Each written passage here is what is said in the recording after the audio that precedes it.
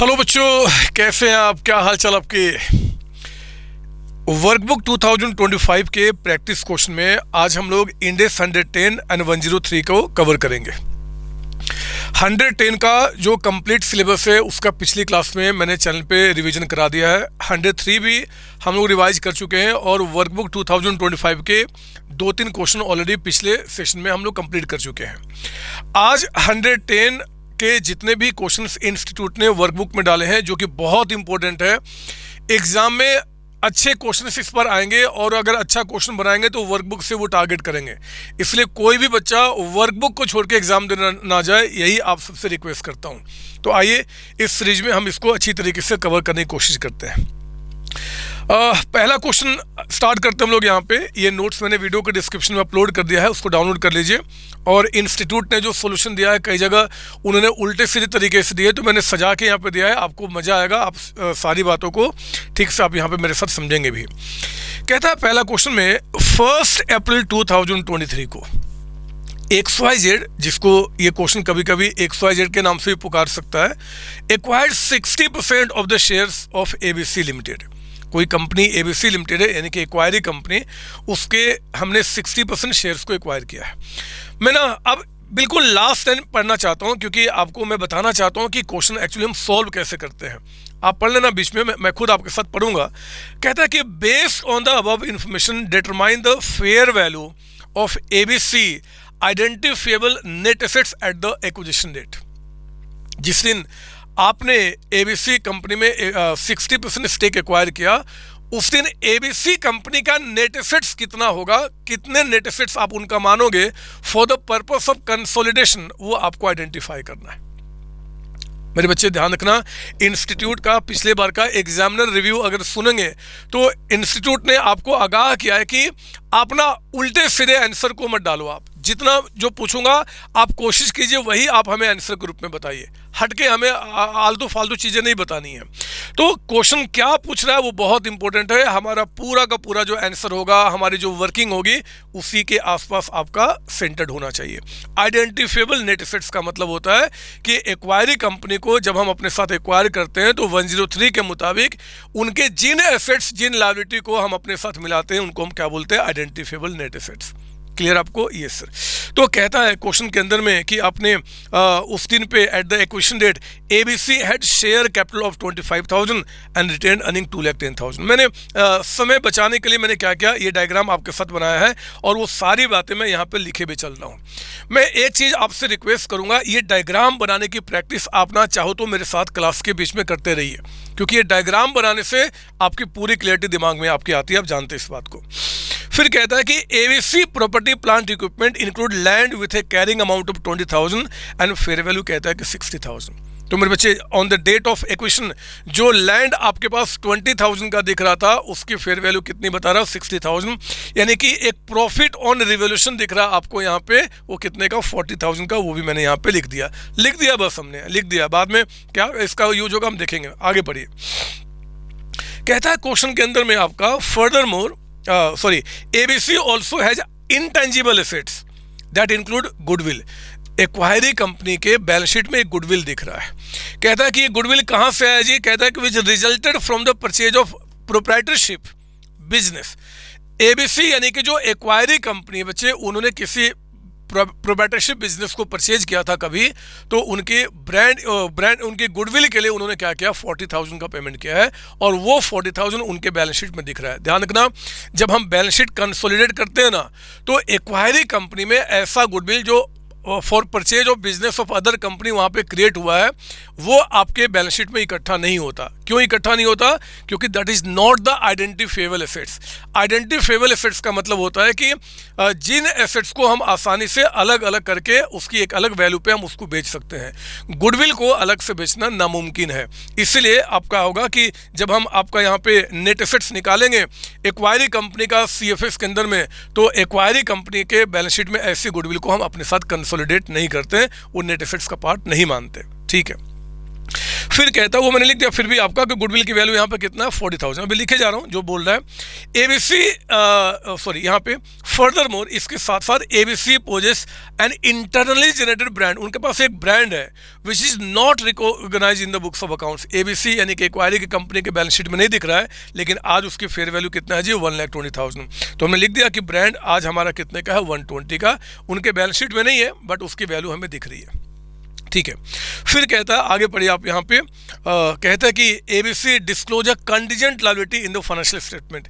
ABC के balance sheet में acquiree company के बैलेंस शीट में कंटीजेंट लायबिलिटी है, where a customer has initiated legal proceeding, किसी कस्टमर ने उस पर केस कर दिया है, ऑल्दो लीगल काउंसिल बिलीव्स की रिस्क इज अनलाइकली, चांसेज कम है, लेकिन अगर ये कस्टमर जीतता है तो एस्टिमेटेड डैमेज कुड बी आपका 10 लाख हमें उनको पे करना पड़ सकता है जब वो जीतेगा, और वो 10 लाख जो हमें पे करना पड़ सकता है उसकी आज जो फेयर वैल्यू है ना वो कितना बता रहा है 150। तो हमने कह दिया कि fair value of contingent liability भी यहाँ पे 150 का अमाउंट है ना। Lastly management of company XYZ, जो मैं हूँ एक्वायरर, वो एंटीसिपेट कर रहा है कि closing one of ABC division with an estimated redundancy payment of इतना। हमें लगता है कि जिस जो एक्वायरी कंपनी है उसका कोई डिवीजन हम क्लोज करेंगे, और क्लोज अगर करेंगे तो हमें इतना पेमेंट करना पड़ सकता है। ये अभी कुछ भी नहीं बचे, ना तो हमारा रियल लायबिलिटी है ना कोई कंटीजेंट लायबिलिटी है। ये होगा, अगर ये करेंगे तो फिर ऐसा होगा तो वो कंटीजेंट भी नहीं आता है ना, आपको पता है इसके बारे में।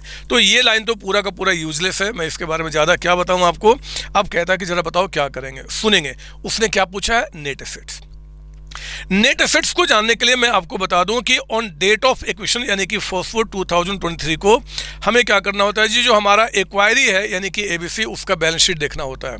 उसके बैलेंस शीट में जितने भी यहाँ पे एसेट्स होते हैं और जितने भी लायबिलिटीज होते हैं उन दोनों को हमें अपने साथ क्या करना होता है, मिलाना होता है। तो पहले आप देखो इस क्वेश्चन के अंदर में आपका 1 2023 को एबीसी कंपनी के जो एसेट्स है, लायबिलिटी है, क्वेश्चन ने आपको नहीं बताया उसका डिटेल कि कौन कौन से नहीं है, लेकिन हाँ उसने एक चीज आपको बता दी कि इन दोनों का एसेट्स माइनस लायबिलिटी करके जो नेट होगा वो क्या होगा जी, इनका इक्विटी और इनका अदर इक्विटी। यही होता है ना, बोलो हाँ।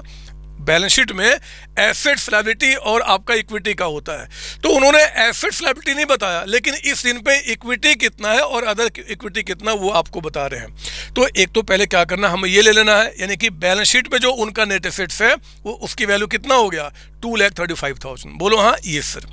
इसके बाद मेरे बच्चे जो उनके बैलेंस शीट में आपके एसेट्स लायबिलिटी है हम उनको रिवैल्यू करके अपने बैलेंस शीट में लेकर आते हैं। तो हम लोग क्या बोलेंगे कि देखो जी, एक तो पहले क्या कीजिए, इन दोनों, ये हमारा नेट एसेट्स उनके बैलेंस शीट में दिख रहा है, बट हम जब कंसोलिडेट करते हैं तो हम लोग क्या करते हैं, अपने मुताबिक उनकी वैल्यू जो हमारी होनी चाहिए फेयर वैल्यू में उस पर लेकर आते हैं। तो उसमें नेट एसेट्स जो आपका दिख रहा था 25 + 2 10, इसके साथ साथ क्या होगा, उनके नेट एसेट्स में 40,000 जो पीपी की वैल्यू बढ़ी हुई है फेयर वैल्यू, वो भी हमारे नेट एसेट्स में काउंट किया जाएगा for the purpose of consolidation. तो हम इसको भी क्या करेंगे, ऐड कर देंगे। लेकिन इनके नेट एसेट्स में यहाँ पे कहता है कि एक ऐसा गुडविल है जो कि 40,000 का है, जो हम कभी भी अपने साथ कंसोलिडेट नहीं करते हैं। तो हम लोग क्या करेंगे, इसमें से वो 40,000 की वैल्यू को हटा देंगे, क्योंकि जो नेट एसेट्स यहाँ पे आया हुआ है उसमें वो 40,000 की वैल्यू भी मिला हुआ है, हम उसको माइनस कर देंगे। एक ब्रांड वैल्यू कहता है कि 120 फेयर वैल्यू है, वो बुक में रिकॉर्डेड नहीं है, बट हम तो लेकर आएंगे ना, क्योंकि आप जानते हैं कि एसेट आइडेंटिफेबल एसेट्स का मतलब होता है उनके बैलेंस शीट में हो चाहे ना हो, हमें फर्क नहीं पड़ता, अगर वो एग्जिस्ट करता है तो हम उसको अपने साथ इकट्ठा करते हैं। लायबिलिटी भी उनके बैलेंस शीट में है, रियल लायबिलिटी या कंटीजेंट लायबिलिटी फर्क नहीं पड़ता, हम उनको अपने लायबिलिटी मानते हुए अपने साथ इकट्ठा करते हैं। तो यहाँ पे जो आपका कहता है कि fair value of contingent liability है ना, एक्वायरी कंपनी के लिए कंटीजेंट है, लेकिन हम उसको क्या करेंगे, अपने बैलेंस शीट में फेयर वैल्यू पे लेकर आते हैं। तो जो भी नेट एसेट्स आपका यहाँ पे आएगा उसमें से क्या करेंगे, लायबिलिटी है ना बच्चे, हम उसको भी क्या करेंगे, माइनस कर देंगे, तो नेट एसेट्स आएगा। एसेट्स की वैल्यू का बढ़ना हम ऐड करते हैं, लायबिलिटी को हम माइनस करते हैं, और वही काम यहाँ पे मैंने करके आपको दिखाया हुआ है। ये देखिए आपका शेयर कैपिटल रिटर्न अर्निंग को हमने ऐड किया, इंक्रीज इन जो लैंड आपका पीपी यानी कि उसकी वैल्यू को ऐड किया, गुडविल को हमने क्या किया, यहाँ पे 40,000 इसलिए माइनस किया क्योंकि ये नेट एसेट्स जो क्वेश्चन में दिया हुआ है ऑन डेट ऑफ एक्विजिशन उसमें गुडविल मिला हुआ है, लेकिन उसको हम कभी अपने साथ नहीं मिलाते, उसको हटा देंगे। ब्रांड आपका 120 पे, कंटीजेंट को हमने हटा दिया, एंटी जो रेजिडेंसी कॉस्ट है, जो अगर हम वो उसका एक डिवीजन बेच देंगे तो ये होगा, वो कभी कंसिडर नहीं किया जाएगा। आपका ये निकल के आ गया। कोई डाउट इसके अंदर में? नहीं सर। और 2 नोट उसके ऊपर मैंने आपको दे दिए हैं। इंस्टीट्यूट ने 5 नोट दिए हैं, उतना दिखाने की कोई ज़रूरत है नहीं। जो चीज़ आपको लगता है कि एक्सप्लेन करना चाहिए, जिसका ट्रीटमेंट वो आप यहाँ पे दिखा सकते हैं, ना दिखाए तो भी कोई दिक्कत नहीं है ना। जिसका ट्रीटमेंट आप यहाँ पे ऑलरेडी शो कर सकते हैं, कर चुके हैं, इनके बारे में नीचे ना बोले तब भी कोई दिक्कत नहीं है। तो 2,05,000 क्या होगा? यह fair value of identifiable net assets आएगा। कोई डाउट नहीं सर। अब आइए जरा अगला क्वेश्चन, वर्कबुक क्वेश्चन नंबर 2 पढ़िए इसको। ये भी सिंपल क्वेश्चन इंस्टीट्यूट ने दिया है, आपको मजा आएगा। जरा देखते हैं क्या बता रहा है यहाँ पे।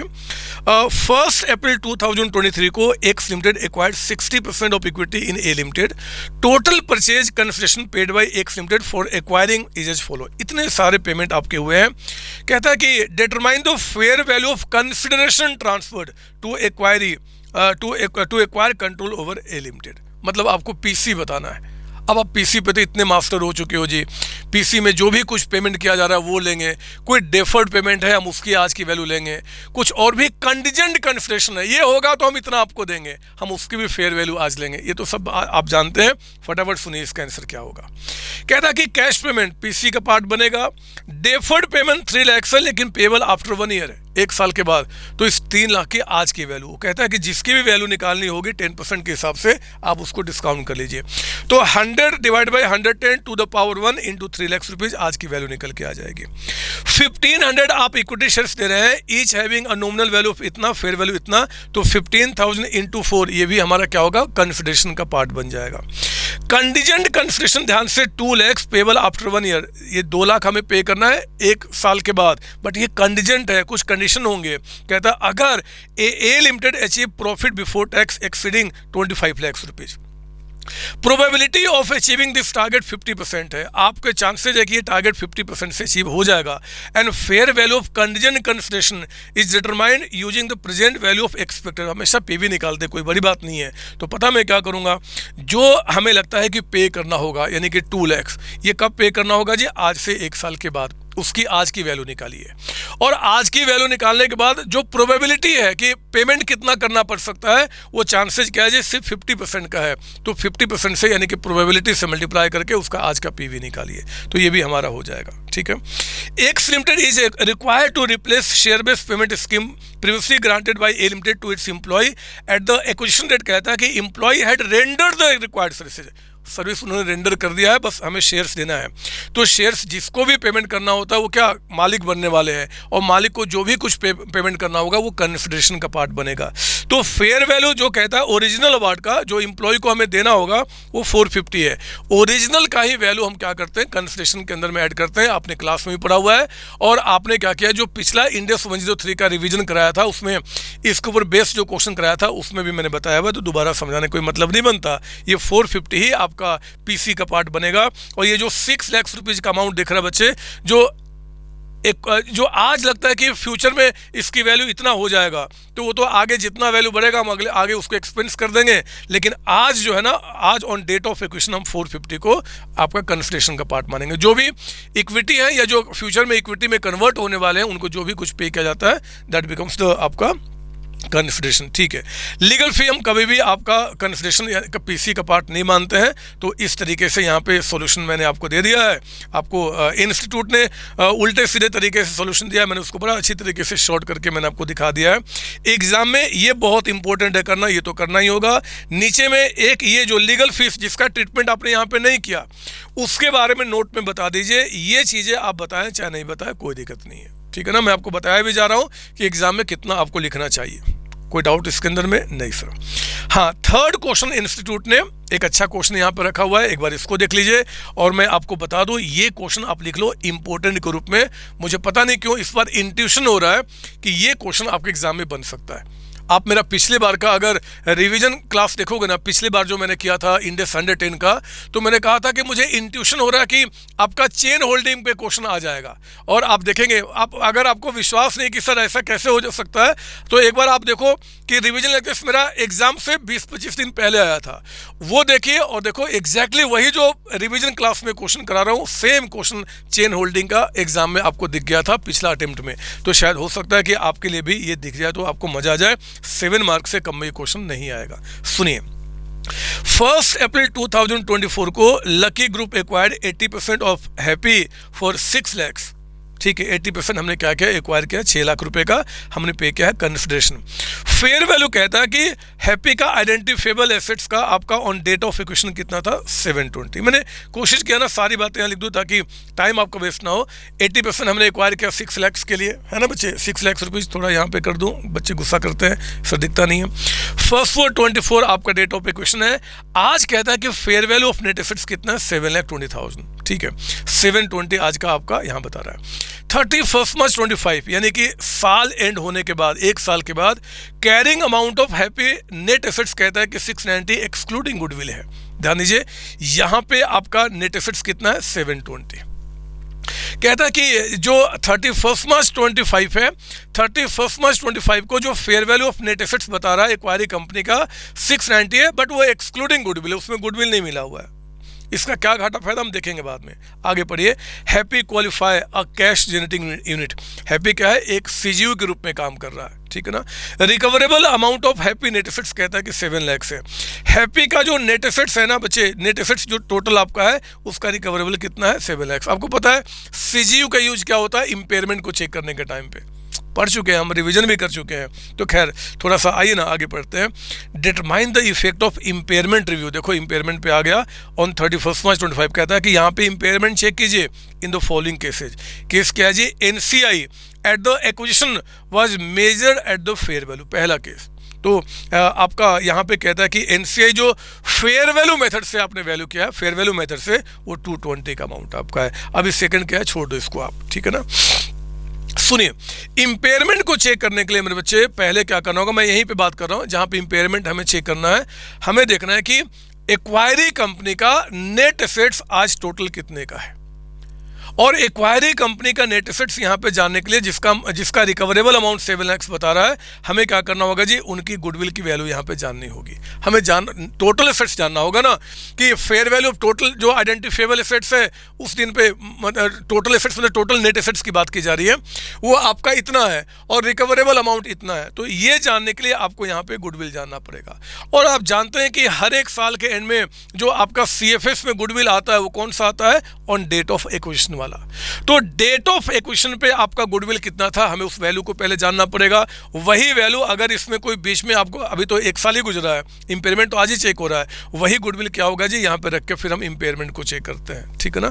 तो हमारा काम आ गया यहाँ पे गुडविल को निकालना। गुडविल को निकालने के लिए सब कुछ तो क्वेश्चन ने बता दिया। ये देखिए आपका fair value of net assets यहाँ कितना है, 720 का अमाउंट। ठीक है ना। फिर आपका देखो एनसीआई आज क्वेश्चन में ऑलरेडी बता चुका है कितना है, 220, तो 2,20,000। हमने कंसिडरेशन यहाँ पे कितना पे किया, 80% के लिए 6 लाख रुपए, वो माइनस किया तो ज़्यादा हमने पे किया, यानी कि 1 यहाँ पे लाख रुपीज़ का क्या निकल के आ गया, गुडविल निकल के आ गया।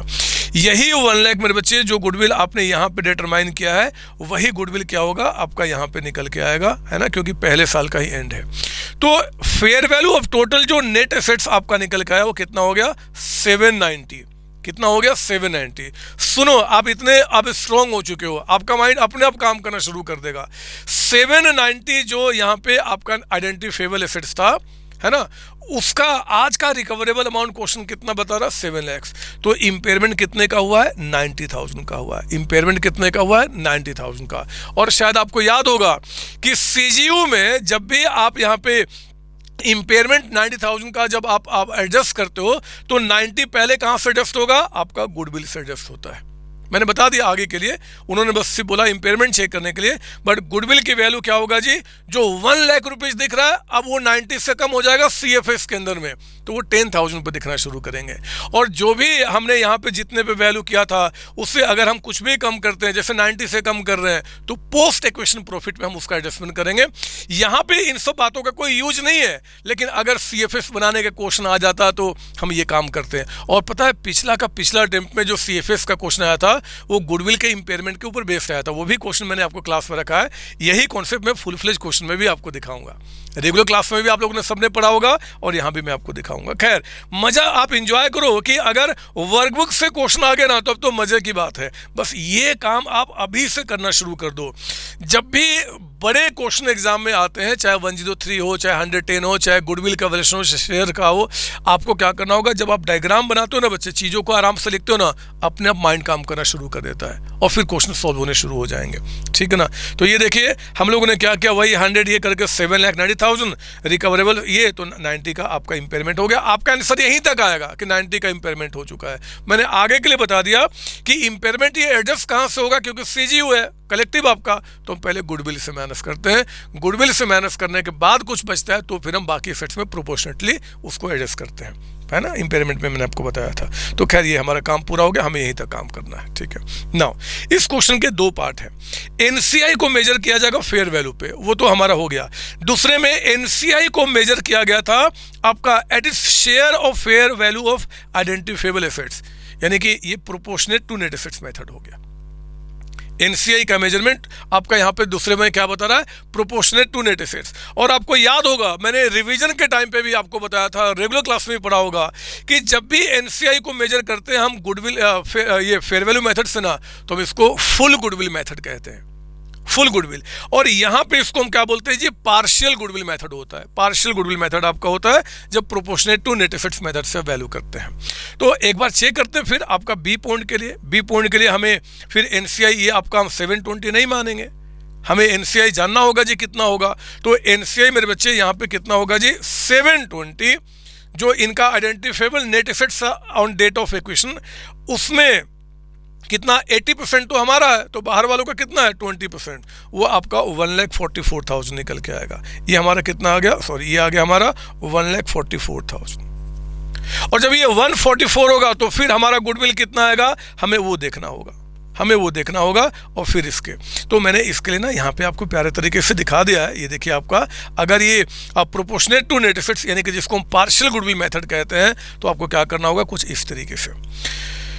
पहले तो गुडविल निकालते हैं। गुडविल क्या जी, 720 नेट एसेट्स था, है ना, नेट एसेट्स था on date of acquisition. NCI कितना आपका 144, बोलो आपका अभी जो दिखाया मैंने, कंसिडरेशन इतना पे किया, गुडविल आ गया 24। लेकिन मेरे प्यारे बच्चों, जब भी इम्पेयरमेंट आपको चेक करना होगा तो ये जब प्रोपोर्शनेट टू नेट एसेट्स होता है, ये पार्शियल गुडविल होता है। पार्शियल गुडविल का मतलब कि ये जो 24 की गुडविल निकल के आई ना, ये हमने कितने परसेंट एक्वायर किए हैं, 80% ना, तो ये 80% के बराबर की वैल्यू होती है, पार्शियल गुडविल होता है। तो 20% जो हमने एक्वायर नहीं किया उसके प्रोपोर्शनेट कितना हो जाएगा, ये आपका 6। तो टोटल गुडविल यहाँ पे कितना निकल के आ जाएगा, इस मेथड से हम कहेंगे कि 24 ये है प्लस 6। जब भी इम्पेयरमेंट चेक करना है तो गुडविल की एज्यूम्ड टोटल वैल्यू आपको लेना पड़ता है। हमने वही काम किया, 24 ये रहा, 6 हमने क्या किया जी, अनरिकॉग्नाइज, जो हमने रिकॉग्नाइज नहीं किया है ना, वो हमने क्या किया, 6 यहाँ पे ऐड किया। तो टोटल नोशनल गुडविल हम 30 लेके आगे बढ़ेंगे। 30 आपका ये है, नेट एसेट्स क्वेश्चन में दिया हुआ है, एक्सक्लूडिंग गुडविल इतना, तो कैरिंग अमाउंट आपका 720 हो गया, रिकवरेबल अमाउंट कितना 7 लाख, तो यहाँ पे इम्पेयरमेंट कितना हो गया, 20 का आपका हो गया। इम्पेयरमेंट यहाँ पे 20 का हो गया। कोई डाउट इसके अंदर में? नहीं सर। तो आपका इसमें हमारा इम्पेयरमेंट कितना निकल के आया था, 90। अलग अलग मेथड है आपका, जो जिसको फॉलो करेंगे उसके हिसाब से। ये बहुत अच्छा क्वेश्चन है, एग्जाम में आने के चांसेज है। इंस्टीट्यूट ने अगर आप देखेंगे 103 एंड 110 का जो वर्कबुक का क्वेश्चन है, तो इसके ऊपर बेस 3 क्वेश्चन उन्होंने डाले हैं। 3 क्वेश्चन उनको लगा कि यार जोश में कुछ और अच्छा बनाए, तो एक ही क्वेश्चन उन्होंने 3 बार बना दिया है। तो कोई बात नहीं, इसका वेटेज ज़्यादा है, इस बात को ध्यान रखना, आने के चांसेज आपके। कोई डाउट नहीं सर। आइए ना, अब वर्कबुक 4 पे आते हैं और इसके आगे हम प्रोसीड करते हैं। देखो, इस क्वेश्चन को पढ़ने के पहले एक छोटा सा आपसे रिक्वेस्ट करता हूं, अगर रियली में आप सीरियस हो फॉर योर कमिंग एग्जाम, पता है इस क्वेश्चन को पढ़ने के साथ साथ ना मैंने क्या किया है, ये डायग्राम बनाया हुआ है। ये डायग्राम, अभी आप ये डायग्राम नहीं देख रहे हो, मैंने जानबूझ के जो ये नोट्स आपको मैंने दिया हुआ है उसमें ब्लैंक पेज छोड़ा हुआ है। कृपया करके ये डायग्राम बना लीजिए साथ साथ। जैसे ही ये डायग्राम आपका बन जाएगा, पहले मेरी बात पूरी सुन लो, वीडियो को पॉज कर लेना, ये क्वेश्चन जब बता दूंगा तब। अगर ये डायग्राम सिर्फ अपने हाथ से बना लिया ना आपने, तो समझो कि प्रॉपर तरीके से आपका रिवीजन हो चुका है। लेकिन डायग्राम बनाने में जो बच्चा कंजूसी करेगा या एग्जाम में बना लेंगे, वही बच्चा परेशान होगा एग्जाम में। बस इतना ही बोलना चाहता हूँ, बाकी आपकी अपनी कॉल, क्योंकि आप बड़े बच्चे हैं, कितना मैं बताऊँगा आपको। सुनिए 4th क्वेश्चन क्या बता रहा है। Extract from the balance sheet as on 31st March 24 for 3 companies ASN, SB and AC। 3 company है, एक आपका ASN है, एक SB है और एक आपका AC है। 3 कंपनी आपका है। मैंने क्वेश्चन पढ़ा हुआ है, मैं आपको बता देना चाहता हूँ। ASN यहाँ पे क्या है जी, एक्वायरर है। किस कंपनी का? SB में। SB कंपनी के अंदर में वो कंट्रोल एक्वायर कर रही है, लेकिन ये AC जो है ना, AC लिमिटेड, उसमें क्या हो रहा है जी, वो सिग्निफिकेंट इन्फ्लुएंस लेके आ रही है ना। तो वो दोनों को कैसे कंसोलिडेट किया जाएगा, उसी पे ये पूरा का पूरा कहानी है। बहुत सिंपल है, आपने सब कुछ पढ़ा हुआ है। एक बार सुन लीजिए क्या बता रहा है। ASN के बैलेंस शीट में प्रॉपर्टी प्लांट इक्विपमेंट बता रहा है, इन्वेस्टमेंट इन सब्सिडरी कहता है कि 19 लाख रुपीज का है। Investment in subsidiary and associate, मतलब कि इस दोनों कंपनी में इन्वेस्टमेंट करके उन्होंने टोटल यहाँ कितना लिखा हुआ, 19 लाख रुपीज का अमाउंट। इक्विटी शेयर कैपिटल आपका बता रहा है 28, एंड यह है दोनों तीनों कंपनी का। रिटेन्ड अर्निंग 31 मार्च 23 को, ध्यान समझने वाला, 31 मार्च 23 को, यानी कि आज से 1 साल पहले तीनों का इतना इतना था, और इस करंट ईयर में आप लोगों ने इतना इतना प्रॉफिट तीनों ने कमाया हुआ है। Following information is relevant to the preparation of CFS आपका, वो याद रखना, ये कंप्लीट बैलेंस शीट नहीं बचे, वो एक एक्सट्रैक्ट है तीनों का बैलेंस शीट का आपको दिखा रहे हैं, क्योंकि इस क्वेश्चन में CFS बनाना ही नहीं है। जहाँ पे CFS बनाना होता है वो कंप्लीट क्वेश्चन देते हैं। आगे उन्होंने क्वेश्चन दिया, वो मैं कराऊंगा भी, बट यहाँ पे कुछ अलग रिक्वायरमेंट है। देखो ना, पॉइंट 1 में कहता है कि ध्यान से क्वेश्चन पढ़ो, बिल्कुल आराम से, अपने आप आपके चेहरे पे स्माइल आ जाएगी। Investment in subsidiary and associate are made on 1 2023, balance sheet जो डेट है उससे आज से 1 साल पहले। Amount under this head include the following, क्या जी, हमने जो इन्वेस्टमेंट किया ना बच्चे, ये देखो हमारा इन्वेस्टमेंट सब्सिडी कितना है, 19 लाख का। इसमें क्या क्या मिला हुआ, वो कहता है कि हमने कैश पे किया था ASN को, cash paid by ASN to AC for 30% of AC equity shares, यानी कि AC के इक्विटी शेयर्स में हमने 30% का इन्वेस्टमेंट किया है, और इन्वेस्टमेंट करने के लिए हमने उनको जो पेमेंट किया है वो कैश में हमने पेमेंट किया है 1.8 पर शेयर। तो जितने भी शेयर्स हमने एक्वायर किए हैं ASN कंपनी का 30% शेयर्स के लिए, हमने उसको 1.8 के हिसाब से पेमेंट किया है।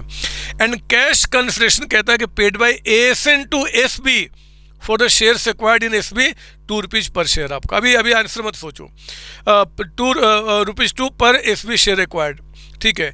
Investment does not include the share consideration paid by ASN to shareholders of SB। ये तो बकवास है, ये तो बकवास है। ये कहते हैं कि ये जो इन्वेस्टमेंट आपका यहाँ पर दिख रहा है ना, ये इन्वेस्टमेंट का फिगर गलत है। इस इन्वेस्टमेंट में क्या क्या मिला हुआ है, जो हमने कैश पेमेंट किया है जी, चाहे SB को चाहे AC को, वो मिला हुआ है। लेकिन कहता है कि जो शेयर्स में हमने पेमेंट किया है इनके शेयर्स को एक्वायर करने के लिए, वो नहीं आपका इसमें मिला हुआ है। तो ये इन्वेस्टमेंट की वैल्यू गलत है। खैर देखते हैं, अभी ऐसे मतलब मैं बोला, वो तो सब कुछ उसमें इंक्लूड होता है जी। फिर कहता है कि further investment include 1.6 lakh in professional cost associated with acquisition of SB company को एक्वायर करने के लिए हमने क्या किया था जी, 1.6 एक प्रोफेशनल कॉस्ट लगाया था, कोई फीस हमने पे किया था।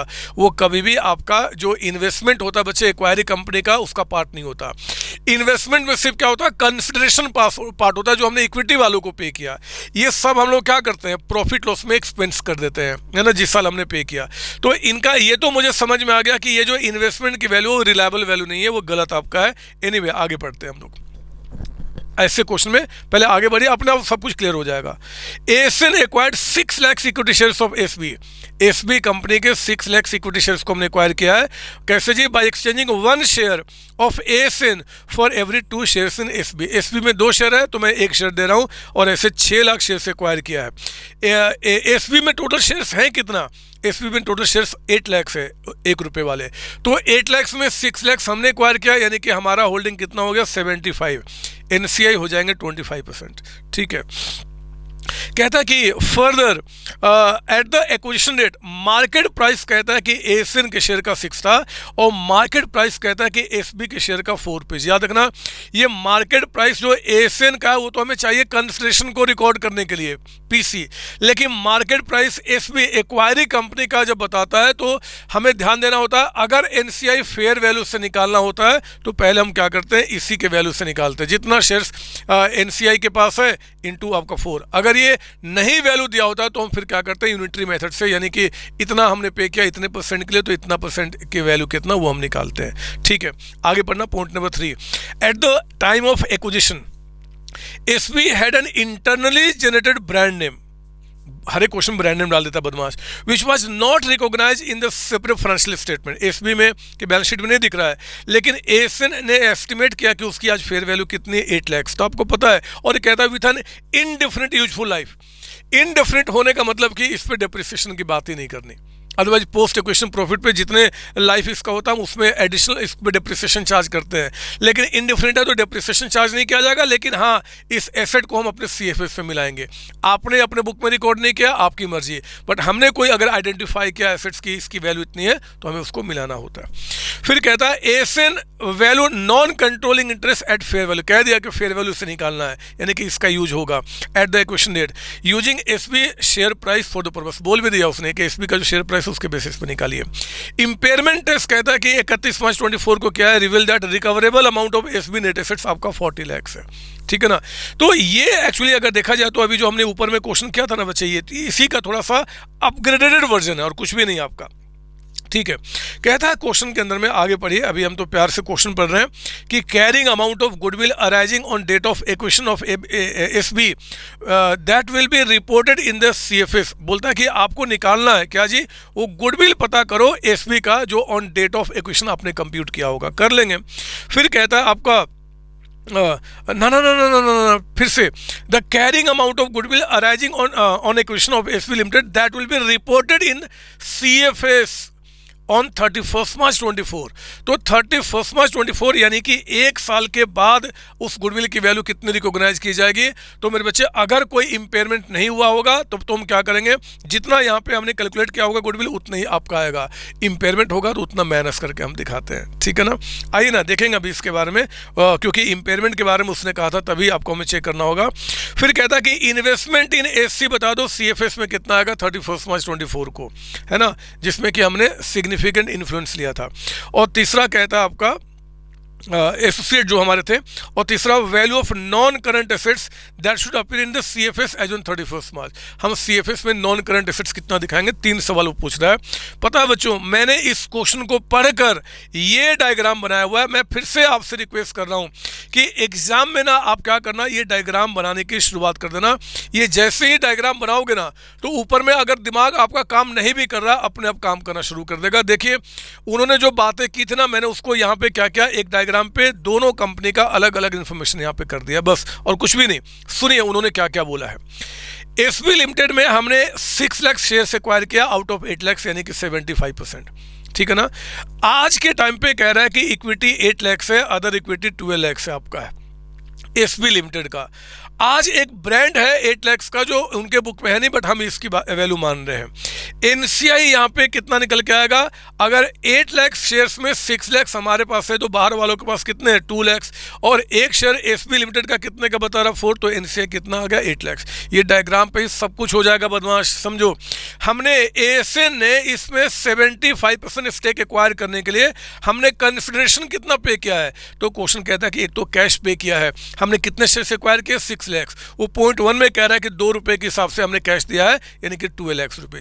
और आपको कहा है कि 2 शेयर अगर आपका एसबी में है तो एएसएन ने क्या किया जी, अपना 1 शेयर दिया है, तो 6 लाख के बदले में कितने शेयर्स हो गए 3 लाख, और एएसएन का 1 शेयर की वैल्यू कितनी है 6 रुपीज, तो 18 लाख का पेमेंट उसने शेयर्स में किया है, 12 लाख का पेमेंट कैश में किया है। टोटल पीसी कितना निकल के आ गया 30 लाख रुपीज का अमाउंट, 30 लाख रुपीज, है ना। इक्विटी जो यहाँ पे 12 था वो यहाँ पे कितना हो गया 18। ये मैंने 12 कैसे निकाला, ये देखिए आपका बैलेंस शीट में कहता है कि एसबी में इक्विटी में अदर इक्विटी यहाँ पे रिटेन अर्निंग कितने का था 12, एंड में कितना हो जाएगा 12 + 6 आपका 18 आपका।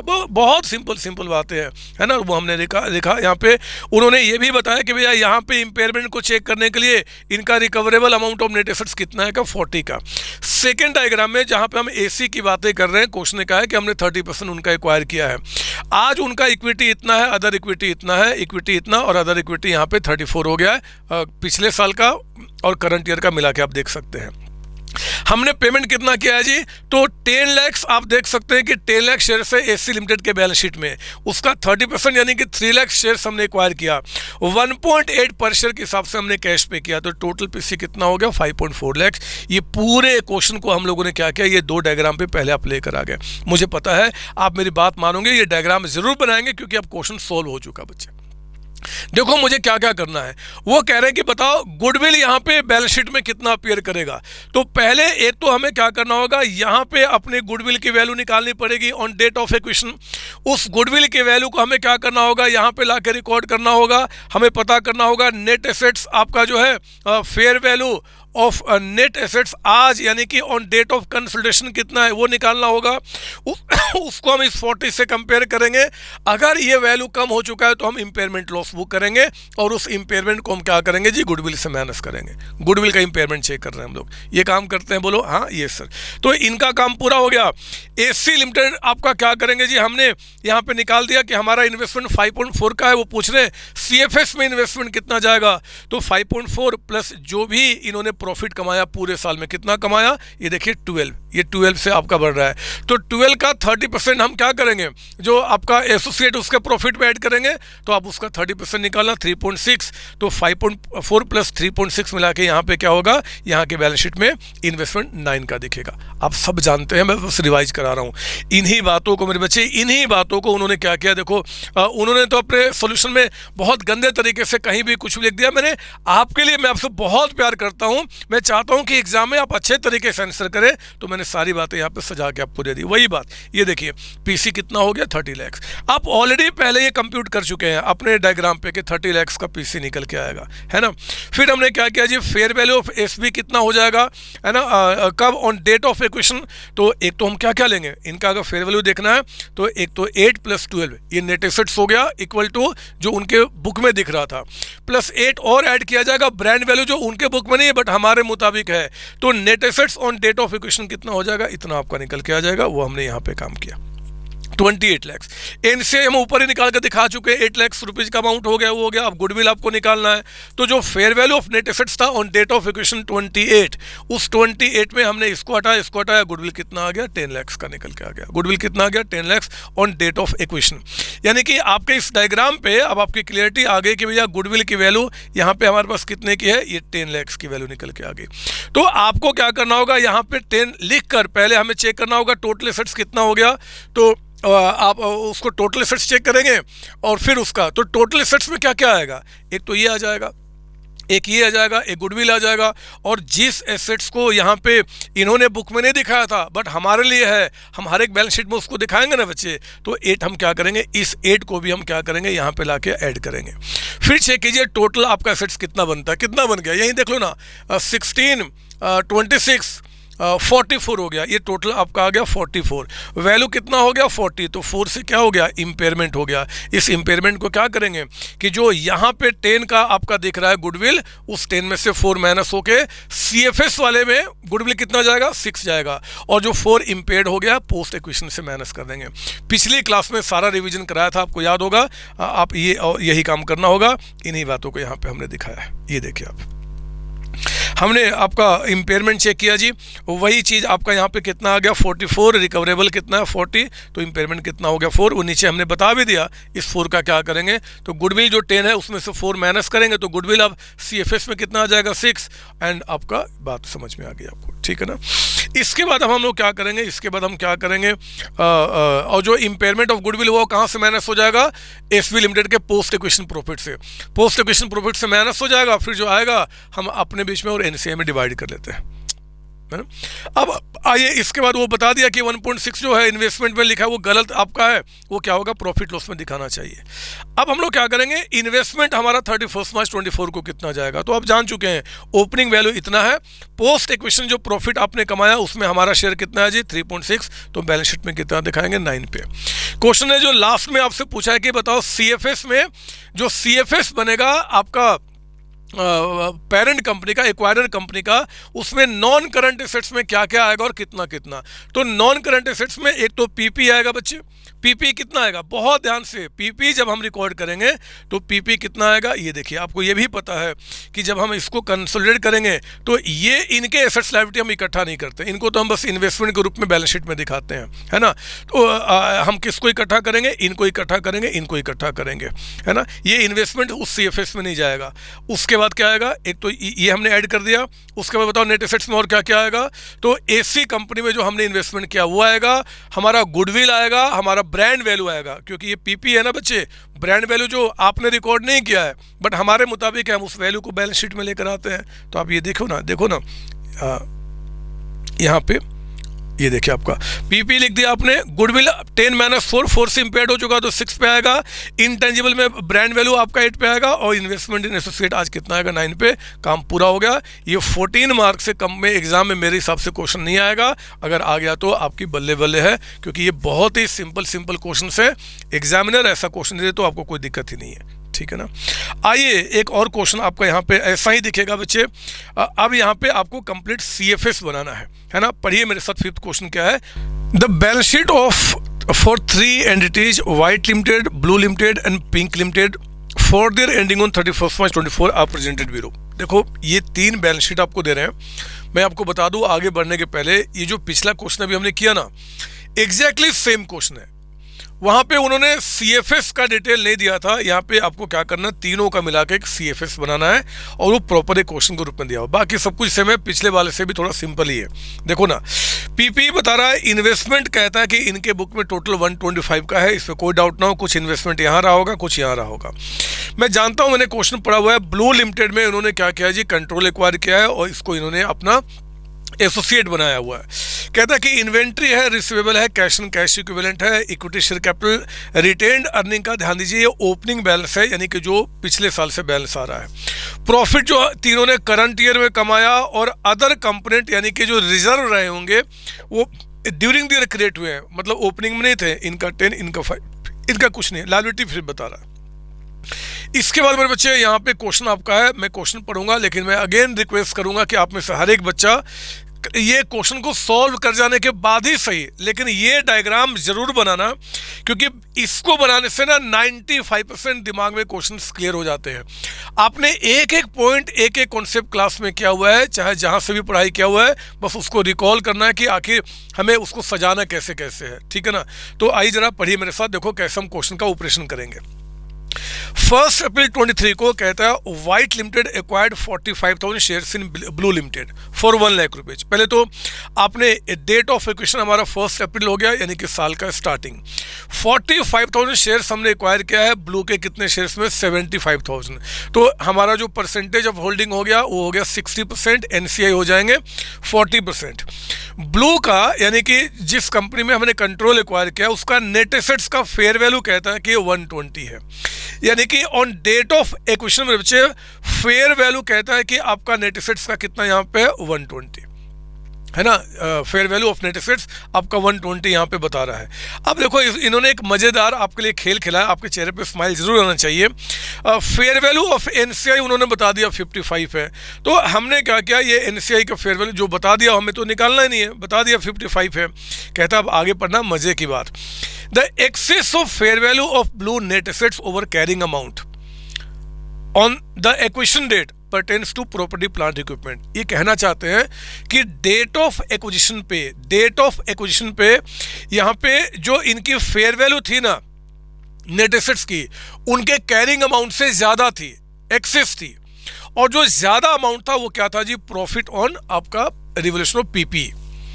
अब यहाँ पे क्वेश्चन ने कहीं पर भी जो carrying amount of net assets रहा होगा आपका ब्लू लिमिटेड का, वो क्वेश्चन ने कहीं पे नहीं बताया है। ये जो मैंने 1,05,000 लिख दिया है वो मेरे बच्चे ये वैल्यू कहीं भी नहीं बता रहे कि on date of acquisition acquiree company का एसेट्स का कैरिंग अमाउंट कितना था। या तो हमें कैरिंग अमाउंट बता देते तो इसमें से माइनस करके निकाल देता कि प्रॉफिट ऑन रिवोल्यूशन कितना हुआ है, या फिर जो आपका पीपी है उसमें कितना प्रॉफिट हुआ ऑन रिवोल्यूशन वो बता देते। तो उन्होंने क्या किया, यहाँ पे ये और ये दोनों में से कुछ भी नहीं बताया, बट कहा कि हाँ कुछ एक्सेस है जो कि आपका प्रॉफिट ऑन पीपी है। तो ये 1,05,000 हम कैसे निकाले। आप जानते हैं, आपने पढ़ा हुआ है कि अगर हमें ऑन डेट ऑफ एक्विजिशन यानी कि स्टार्टिंग में जानना है कि ब्लू लिमिटेड का नेट एसेट्स कितने का रहा होगा, कैरिंग अमाउंट मतलब बुक में, तो मेरे बच्चे वो उनका इक्वल रहा होगा, एक तो इक्विटी शेयर कैपिटल बोलो हाँ, और दूसरा रिटेन्ड अर्निंग का ओपनिंग बैलेंस, यानी कि इसके बराबर रहा होगा।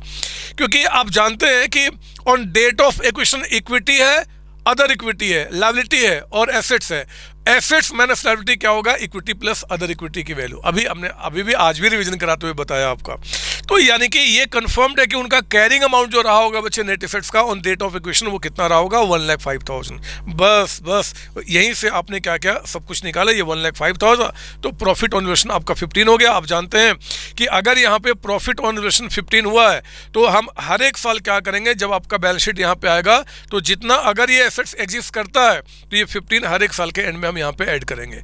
और अगर ये डेप्रिशिएबल एसेट्स है तो हम उस पर क्या करते हैं, एडिशनल डेप्रिसिएशन भी चार्ज करते हैं। हमने पिछले वाले रिवीजन में भी बताया था आपको। तो आप देखो ना यहाँ पे हमारे पास देखते हैं कि डेप्रिशिएबल एसेट्स है क्या। कहता है क्वेश्चन के अंदर में कि ये जो पीपी है ना, इसका एस्टिमेटेड रिमेनिंग यूजफुल लाइफ आपका 5 ईयर्स है। बता दिया कि जो प्रॉफिट ऑन रिवोल्यूशन आपका हुआ है, यानी कि एसेट्स की वैल्यू जो आप 15,000 से बढ़ाओगे उस पर एडिशनल डेप्रिसिएशन चार्ज करने के लिए कहता है कि इसका जो लाइफ है, इसका लाइफ वो कितना है जी, 5 ईयर्स है। यानी कि 15,000 को 5 ईयर्स में हम उसको डेप्रिशिएट करके आपका पोस्ट एक्विजिशन में एडिशनल डेप्रिसिएशन का इंपैक्ट दिखाएंगे, और सीएफएस में तो हम दिखाते हैं। ठीक है ना, ये मैंने बताया। आगे पढ़िए। अब अपने आप क्वेश्चन क्लियर होगा डायग्राम पे अगर आप आओगे तो। कहता है क्वेश्चन में goodwill has been assessed and was found impaired by 5,000। लो, पिछली बार हमें इंपेयरमेंट चेक करना था, यहाँ पे चेक भी नहीं करना। वो कहता है कि आप पता कर लो यहाँ पे गुडविल कितना है। जितना गुडविल है उसमें से 5,000 इंपेयर्ड हो चुका है। तो यहाँ पे जो बैलेंस शीट बनेगा बच्चे, वो इस गुडविल में हम क्या करेंगे, 5,000 माइनस कर देंगे, और जो एसेट्स आपका जितने से कम हो गया वो सब पोस्ट एक्विजिशन प्रॉफिट से हम एडजस्ट करते हैं, है ना, ये आपका माइनस कर देंगे। आगे बढ़िए। और क्या है, कहता है कि 1 अप्रैल 2023 को, यानी कि on date of acquisition white limited में 12,000 इक्विटी शेयर्स परचेज किया था 25,000 में, सॉरी पिंक लिमिटेड में। तो पिंक लिमिटेड हमारा वो एसोसिएट है जी। वो कहता है कि यहीं पे हमने उस पर एक्वायर्ड किया कितना, 30%। 12,000 शेयर से एक्वायर किया था आउट ऑफ 40,000, यानी कि 30% हमने कंट्रोल है आपका, हाँ 30% कंट्रोल एक्वायर किया। हमने कंसिडरेशन कितना पे किया, 25,000। तो यहाँ पे 25,000 कंसिडरेशन निकल के आ गया। जब हम यहाँ पे आएंगे तो क्या करेंगे जी, कि इस 25 में पोस्ट एक्विजिशन प्रॉफिट को ऐड करके हम यहाँ पे निकालते हैं। और पोस्ट के लिए देखो ना कि जो आपका ये पिंक लिमिटेड है उसने बताओ पोस्ट में प्रॉफिट कितना कमाया है। ये देखिए आपका पोस्ट में प्रॉफिट कमाया 15, यहाँ तो कुछ दिख ही नहीं रहा है। तो आपका जो करंट ईयर में प्रॉफिट कमाया 15,000 है, 15 में हमारा 30%, उसको ऐड करके हम क्या करेंगे, आपका यहाँ पे अमाउंट दिखाएंगे। क्लियर आपको, ये सर। आगे बढ़ेंगे। और क्या बता रहा हमारे पास यहाँ पे क्वेश्चन में, ड्यूरिंग द ईयर कहता है white limited sold to blue limited. White ने ब्लू को सेल किया है गुड्स 50% मार्जिन पे। तो 50,000 में सेल किया, 50% मार्जिन नहीं बताया तो जो फिगर दिया रहेगा उसी पे अप्लाई करते हैं आपका। यानी कि 50,000 20 का 50% कितना हो गया, 10,000 प्रॉफिट कमाया किसने जी, व्हाइट ने। लेकिन एंड में कहता है कि ब्लू लिमिटेड ने इसका 90% बेच दिया, यानी कि 10% गुड्स बचा हुआ है, अनरियलाइज प्रॉफिट। देखो आपने व्हाइट ने ब्लू को सेल किया, ये क्या हो गया, डाउनस्ट्रीम सेल हो गया। तो जिसने सेल किया है हम उसके प्रॉफिट से कितना, 10,000 का 10% यानी कि 1,000 माइनस कर देंगे, और ब्लू का स्टॉक में क्या होगा, 1,000 माइनस हो जाएगा। डाउनस्ट्रीम सेल हो रहा है ना, नीचे की तरफ आपका। तो सीएफएस में व्हाइट जो है एक्वायरर कंपनी, उसका प्रॉफिट 1 से कम कर देंगे, और जो इन्वेंट्री होगा स्टॉक उसको भी हम क्या करेंगे, 1,000 से कम कर देंगे। कोई डाउट नहीं सर। आगे बढ़ना। कहता है कि included in the receivable of white the liability of blue are intra group. ये इंट्रा ग्रुप यानी कि बीआरबीपी हो गया। तो बीआर जो सीएफएस में आएगा वो 12 कम कर देंगे, बीपी को 12 से कम कर देंगे। आगे बढ़िए।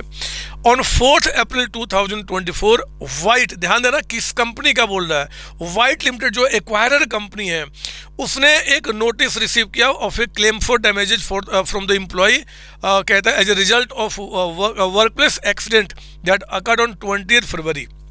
पहले एक एक्सीडेंट हुआ था और 4 को कंपनी के ऊपर में क्लेम आया। लीगल काउंसिल एडवाइस कहता है कि भैया 60% चांस है कि आपको पे करना पड़ेगा उस अमाउंट को, और अमाउंट कितना पे करने का, 50%। वो अमाउंट ही बता दिया 50%। ध्यान देना ये क्या बता रहा है जी, व्हाइट लिमिटेड। तो मेरे बच्चे व्हाइट लिमिटेड क्या करेगा, ध्यान दीजिए, वहाँ पे जब हम सीएफएस बनाएंगे तो आप व्हाइट लिमिटेड अपने प्रॉफिट को क्या करेगा, 50,000 से कम कर देगा। जो अमाउंट बता दिया 50,000, हमें निकालना नहीं है, बता दिया 50,000 कम करना पड़ेगा प्रॉफिट को। और आपका प्रोविजन फॉर लीगल डैमेजेज के नाम से आपको बैलेंस शीट में क्या करना होगा, 50,000 दिखाना होगा। इसका सीएफएस से कोई मतलब ही नहीं है, ये तो नॉर्मल एक एंट्री आपको करना था, जो आपने नहीं किया तो उसको करके आप सीएफएस बनाइए। ठीक है ना। तो ये हमने क्वेश्चन पढ़ लिया CFS बोलना बनाने के लिए। इन्हीं बातों को मेरे बच्चे अब हम क्या करेंगे, स्टार्ट करते हैं। ये देखिए सारी बातें मैंने ना क्वेश्चन पढ़ते हुए लिख दिया। 60% हमने किया है, कंसेशन पे किया 1 लाख, ये सब कुछ निकल के आ गया। अब देखो यहाँ पे पिंक लिमिटेड की बातें हो ही गई है, नजर यहाँ ये CFS आप देख लेंगे। मैं आपको मेन चीज लेकर आता हूँ। ये देखिए पहले तो क्या हुआ, अदर इक्विटी, ना यहाँ नहीं, पहले यहाँ मैं लेकर आता हूँ कि नेट एसेट्स आपका ऑन डेट ऑफ इक्वेशन कितना निकल के आया जी। तो इक्विटी 75 रहा होगा, रिटेन अर्निंग 35 और 15 का प्रॉफिट यानी कि 120। ये 120 यही है। आप देखो उन्होंने कह ही दिया था 120, तो खामखा इतना डिटेल बताना, सीधे हम बोल देंगे कि भैया 120 fair value of net assets है ऑन डेट ऑफ इक्वेशन आपका, है ना। तो आपने क्या किया, यहाँ पे आपका 120 था, गुडविल कैसे निकालेंगे, इस 120 को यहाँ लिखा। NCI ऑलरेडी बताया हुआ है, हमने कंसेशन पे किया 1, तो ज़्यादा पे किया यानी कि 35 निकल के आ गया ऑन डेट ऑफ इक्वेशन। 5 का इंपेयरमेंट हुआ है, तो CFS में कितना जाएगा 30। ये 5 कहाँ एडजस्ट होगा, पोस्ट इक्वेशन प्रॉफिट से आपका, ठीक है ना। इसके बाद आ जाइए, मैंने आपको यहाँ पे एनालिसिस ऑफ प्रॉफिट दिखाया, बिल्कुल सेम तरीका जिस तरीके से आपने क्लास में पढ़ा, ताकि कोई परेशानी ना हो। इंस्टीट्यूट ने अपने स्टडी मेट में उल्टे सीधे तरीके से, स्टडी मेट का वर्कबुक में उल्टे सीधे तरीके से दिया हुआ है। रिटेन अर्निंग आपका 50 है ना। आपका एंड में रिजर्व में 5 ट्रांसफर हुआ है, रिटेन अर्निंग आपका एंड में 50 है। देखिए आप यहाँ पे हम वैसे निकाल रहे हैं, सजाना ना अच्छी तरीके से हमें। रिटेन अर्निंग आपका एंड में कितना है 50, कैसे 50 निकल के आया, ये देखिए आपका रिटेन अर्निंग आपका 30 + 20 कितना हो गया 50,000 एंड में आपका, मैंने ऐसे दे दिया 50,000 आपका। और आपका अदर इक्विटी एंड में कितना है 5,000, ठीक है ना। तो वही चीज़ हमने यहाँ पे लिखा हुआ है, एक बार चेक करेंगे हम लोग एनालिसिस ऑफ प्रॉफिट में। 50 और प्लस 55 हो गया, ओपनिंग रिटर्न अर्निंग 30 था, तो पोस्ट इक्वेशन प्रॉफिट हमने कितना कमाया 25। इसमें क्या क्या एडजस्टमेंट करना होगा, एक गुडविल जो इम्पेयर्ड हुआ उसको माइनस कीजिए, और एडिशनल डेप्रिसिएशन हमें चार्ज करना होगा 3,000 का, 15,000 का प्रॉफिट माइनस 5 आपका 3,000। तो पोस्ट इक्वेशन प्रॉफिट कितना आ गया 17,000 for the purpose of CFS, और उसको वाइट लिमिटेड में और NCI में हम डिस्ट्रीब्यूट करेंगे। जो हमारा हम अपने प्रॉफिट में ऐड कर लेंगे, और जो NCI का वो NCI के शेयर में ऐड हो जाएगा। कोई डाउट नहीं सर। अनरियलाइज प्रॉफिट ऑलरेडी मैं आपको समझा ही चुका हूँ, एग्जामिनर को आप समझा देंगे। इन्वेस्टमेंट इन एसोसिएट बता चुका हूँ कि 25 में 45 ऐड करके आप इतना एंड में दिखाएंगे। और प्रोविजन फॉर एम्प्लॉय के लिए आप क्या करोगे जी, वाइट लिमिटेड के बुक में ध्यान रखना, उनका रिटेन अर्निंग को कम करके प्रोविजन फॉर लीगल डैमेजेस को हमें बढ़ाना पड़ेगा। इन्हीं के साथ मेरे बच्चे, इन्हीं के साथ क्या करना है, आपको इकट्ठा करके CFS बनाइए। बाकी चीज़ें ऑलरेडी मैं समझा चुका हूँ, कुछ नया इसमें है नहीं है। ये नोट्स टू अकाउंट में अदर इक्विटी में देखिए मैंने वही किया, वाइट लिमिटेड का टोटल अदर इक्विटी आपका यहाँ दिख रहा है, रिटेन अर्निंग का ओपनिंग प्लस आपका करंट ईयर का। प्रोविजन फॉर लीगल डैमेज की जो एंट्री नहीं हुआ था उसको हम करेंगे, and provision for legal damage को बैलेंस शीट में अलग से हम दिखाएंगे आपका। ये देखिए हमने कहीं दिखाया होगा प्रोविजन फॉर लीगल डैमेजेज को, कितना था अमाउंट 50 ना, ये देखिए 50 का ही मैंने आपको, ये लायबिलिटी के अंदर में मैंने उसको 50 को यहाँ पे ऐड करके दिखाया हुआ है ना। तो आप उसका शेड्यूल बना देना। इंस्टीट्यूट ने ऐसे आंसर दिखा दिया, बट मैंने आपको क्लास में बताया इसको नोट्स टू अकाउंट में शेड्यूल बना के दिखा देना प्लस माइनस करते हुए, ठीक है। तो आपने उसको माइनस किया। अनरियलाइज्ड प्रॉफिट को हमने हटाया क्योंकि वाइट लिमिटेड ने प्रॉफिट माना था, शेयर पोस्ट इक्वेशन में हमने ऐड किया। पिंक लिमिटेड में हमारा कितना है जी 45, इधर इन्वेस्टमेंट ऐड हो जाएगा, इधर हमारा प्रॉफिट ऐड हो जाएगा, ये आपका चला गया। Other component of equity white का 10 बता रहा है, टोटल आपका ये निकल के आ जाएगा, आपका बैलेंस शीट बन जाएगा, ठीक है ना बच्चे। तो आप इसको देख लेंगे, ये बन जाएगा, मुझे विश्वास से कहीं कोई दिक्कत नहीं है। और अगर आप प्यारे बच्चे हैं, अगर टाइम है तो 1-2 क्वेश्चन कम से कम एटलीस्ट ये क्वेश्चन हाथ से प्रैक्टिस कर लेना, एक ये क्वेश्चन और दूसरा जो NCI था ना पार्शियल गुडविल फुल गुडविल वाला, वो आपको हेल्प करेगा एग्जाम में। चलिए मैं आगे बढ़ता हूं और अगले क्वेश्चन पे आपको लेकर आता हूं। 6 क्वेश्चन आपका, ये भी बहुत ही प्यारा क्वेश्चन है, लेकिन हाँ मजे की बात पता है क्या है, इसमें उन्होंने CFS नहीं कंसोलिडेटेड प्रॉफिट लॉस अकाउंट पूछा है। इंस्टीट्यूट को अपने स्टडी मटेरियल को नो डाउट कि अच्छा इंप्रूव करना चाहिए कि टीचर्स को पूरे इंडिया में पता ही नहीं कि हमें पढ़ाना कितना है, कैसे उनको कितनी मीटिंग्स में हम लोगों ने बात किया कि कम से कम बताओ तो लेवल कितना रखना है, क्या क्या पढ़ाना है। एक क्वेश्चन स्टडी मेट में इसके ऊपर में डिस्कशन नहीं, बट वर्कबुक में डाल दिया। एनीवे क्वेश्चन में दम नहीं है, बहुत सिंपल क्वेश्चन है, लेकिन उनको दायरा बताना चाहिए, है ना। तो जो आगे बच्चे होंगे, आगे बच्चे उनके क्लास के रेगुलर क्लास में वर्कबुक के क्वेश्चंस को मैं ऐड कर दूंगा, और आप लोगों को मैं उसको रिवीजन में यहाँ पे कवर करा रहा हूँ, क्योंकि इंस्टीट्यूट बदमाशी उन्होंने अभी लॉन्च किया, आपको पता है कुछ दिन पहले आपका। आइए पढ़ेंगे क्वेश्चन नंबर 6 क्या बता रहा है, पढ़िए मेरे साथ। कहता है कि for many years H limited has held 80% of ordinary shares of H limited. कई वर्षों से, and 30% ordinary shares of A limited, कई वर्षों से। तो मेरे बच्चे ये एच लिमिटेड तो हमारा हो गया यहाँ पे एक्वायरर, एस लिमिटेड हो गया एक्वायरी, और ये हो गया हमारा एसोसिएट, 30% हमने होल्ड किया हुआ है। Following information is needed to prepare consolidated profit loss account for their ending on 31 March 2024। Consolidation किसका होगा? इन दोनों का होगा। ए लिमिटेड के जो एक्सपेंस रेवेन्यू है वो कंसोलिडेशन में नहीं आते हैं, उनका तो बस प्रॉफिट लेके हम अपने साथ ऐड करके दिखा देते हैं। पहली बात, आप जानते हैं इस बात को। ये क्वेश्चन बहुत सिंपल है, भगवान से प्रार्थना करना कि प्रॉफिट लॉस का क्वेश्चन आ जाए। बस 2-3 बातें आपको ध्यान रखनी है जो मैं आपको बता दूं। एच एस, इसको तो भी दिमाग से हटाओ। एच एस का रेवेन्यू बता रहा है, यहाँ पे देख रहे हैं आप, यहाँ पे रेवेन्यू है cost of material consume, employees benefit, depreciation amortisation, other expense, profit before tax, tax और प्रॉफिट आपका करंट ईयर का। ये दोनों का अलग अलग आपको दिया हुआ है, फिलहाल अभी दिमाग से इसको हटाइए। जब हम कंसोलिडेटेड प्रॉफिट लॉस अकाउंट बनाएंगे तो हम क्या करेंगे जी, दोनों के आइटम्स को इकट्ठा कर देंगे, दोनों का रेवेन्यू एक साथ हो जाएगा, दोनों का कॉस्ट ऑफ मटेरियल, दोनों का employees benefit, normal profit loss जैसे बनाते हैं वो बना लेंगे। ठीक है ना, कोई दिक्कत इसमें नहीं सर। हाँ, अब आपको जो बात ध्यान रखनी है, आप जानते हैं कि जब हम अब बैलेंस शीट को कंसोलिडेट करते थे तो बैलेंस शीट को कंसोलिडेट करते समय बच्चे आपको याद होगा कि जब हम लोग यहाँ पे कंसोलिडेट बैलेंस शीट बनाते थे, आपका बैलेंस शीट जब बनता था तो उस केस में कई सारे एडजस्टमेंट्स हम यहाँ पे प्रॉफिट लॉस से करते थे, चाहे वो एक्वायरर कंपनी के प्रॉफिट लॉस से होता था, चाहे एक्वायरी कंपनी के प्रॉफिट लॉस से होता था। तो पता हम यहाँ पे प्रॉफिट लॉस से क्यों करते थे? क्योंकि ये मानते थे कि पहले से प्रॉफिट लॉस अकाउंट बन चुका है एंड प्रॉफिट लॉस बनने के बाद इंफॉर्मेशन आपको बैलेंस शीट में दे रहा है, तो जो भी प्रॉफिट लॉस के आइटम से जो प्लस माइनस होते थे उसको हम यहीं पे आपका प्लस माइनस करते थे कंसोलिडेटेड फाइनेंशियल स्टेटमेंट के अंदर में।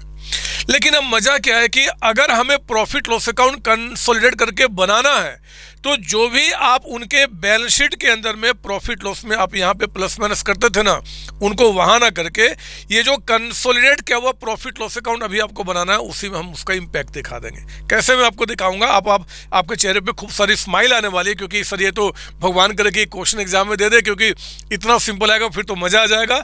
बस ध्यान से मेरी बात सुना, आप ये समझ गए ना, इनका कोई रोल नहीं है, बस हम इन दोनों को क्या करेंगे, आपस में कंसोलिडेट करेंगे और कंसोलिडेट करते समय वो सारे एडजस्टमेंट्स जो आज तक हमने पढ़े थे बैलेंस शीट के प्रॉफिट लॉस में प्लस माइनस करने का, उसका इंपैक्ट हमें यहीं पे दिखा देना होगा प्रॉफिट निकालने वक्त ही, क्योंकि हम प्रॉफिट लॉस अभी बना रहे हैं। अब सुनिए ये हमारे पास नीचे क्या आ रहा है।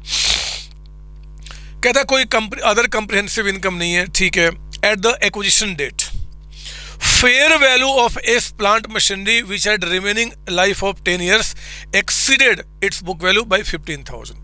कहता है कि जब ऑन डेट ऑफ एक्विजिशन था, मैंने कुछ लिखा हुआ है अभी सुन लो, यहाँ पे कहता है कि ऑन डेट ऑफ एक्विजिशन हमने क्या किया था जी, उनके पीपी को ना 15,000 से अपवर्ड रिवैल्यू किया था ऑन डेट ऑफ एक्विजिशन। आपका करंट ईयर क्या है, करंट ईयर ये है, करंट ईयर आपका ये है, कई वर्ष पहले हमने क्या किया था जी, एक्वायर किया था, बट एनीवे हम करंट ईयर पे भी फोकस करते हैं।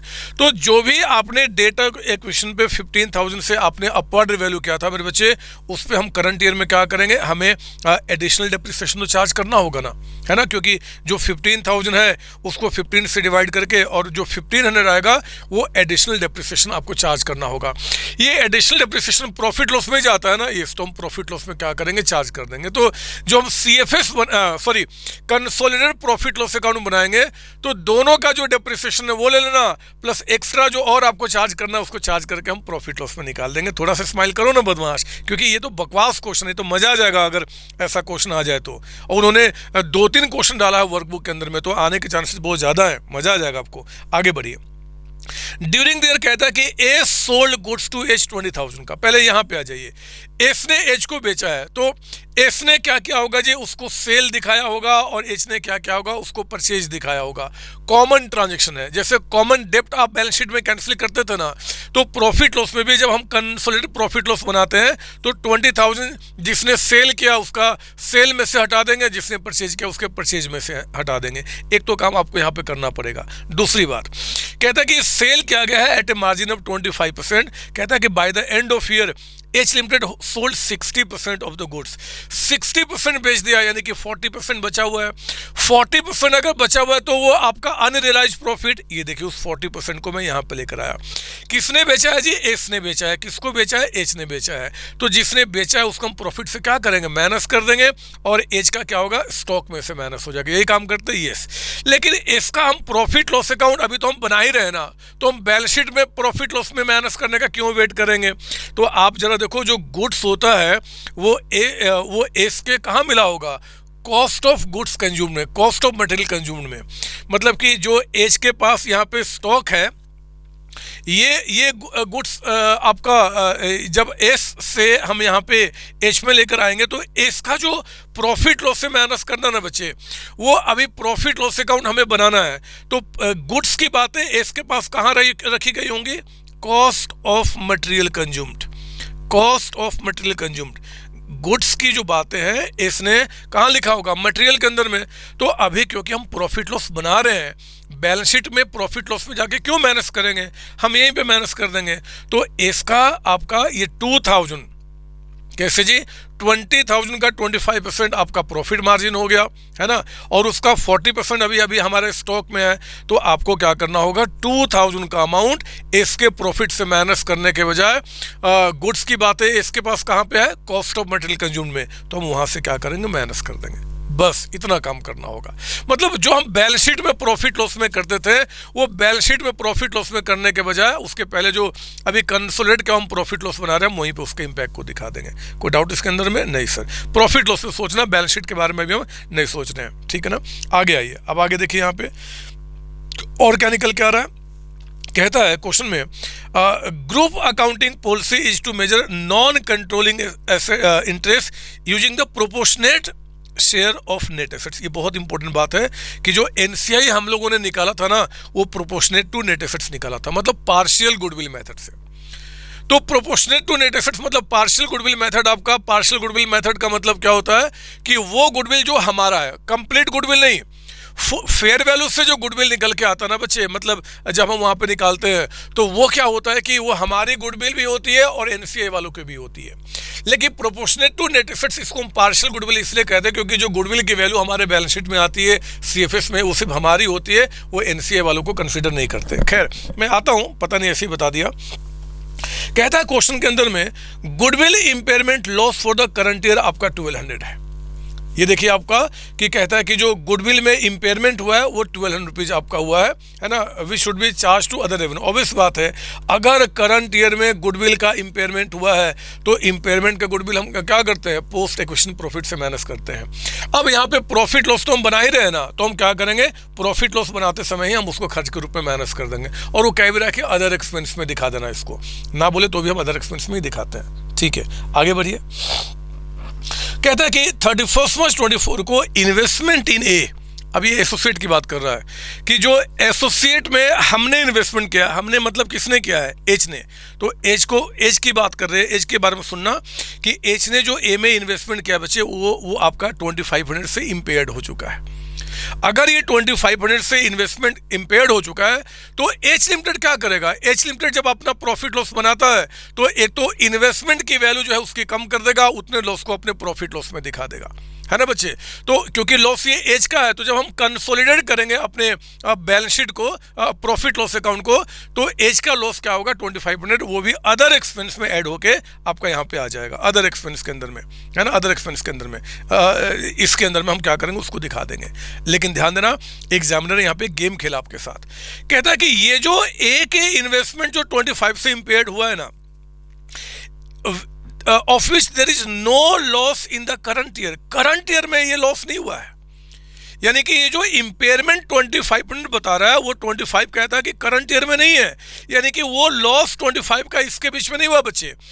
डेट ऑफ एक्विजिशन से लेके इस साल का स्टार्टिंग, इसके बीच में कभी हुआ होगा, है ना। तो पहले अगर वो 25% का इम्पेयरमेंट हुआ होगा तो पहले वो ऑलरेडी प्रॉफिट लॉस अकाउंट से आपका माइनस हो चुका होगा, करंट ईयर के प्रॉफिट लॉस में उसका कोई इंपैक्ट नहीं आएगा। एग्जामिनर ने एक लाइन, इसलिए बोलता हूँ बहुत ध्यान से क्वेश्चन पढ़िए, कहीं कोई दिक्कत नहीं। दोबारा सुन लो, क्या करते अगर ये यहाँ पे no loss during current year, अगर ये नहीं बोलता तो मैं क्या करता कि जो ध्यान आंखें बंद, जो कंसोलिडेट किया हुआ प्रॉफिट लॉस बना रहे हैं, तो ये 25 का लॉस किसका है, एज का है ना। एज क्या करेगा जी, अपना जो अदर एक्सपेंसेज है उसके अंदर में वो 25 का और लॉस दिखा देगा, अगर उसने अपने प्रॉफिट लॉस में नहीं दिखाया है तो। और जो बैलेंस शीट बनता, अगर यहाँ तो बैलेंस शीट बनाना नहीं है, उसमें हम 25% से एसेट्स का इंपेयरमेंट दिखा देते हैं, इन्वेस्टमेंट का।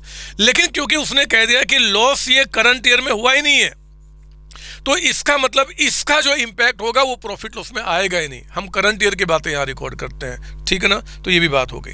आगे बढ़िए, 1 जनवरी 2024 को, ये तो लाइन आप 11वीं क्लास से पढ़ रहे हैं, इसका CFS से कोई मतलब नहीं है। देखो क्या बता रहा है, 1 जनवरी 2024 को H entered into a contract to provide a customer with a support service for 12 months. 12 महीने का हमें सर्विस देना है।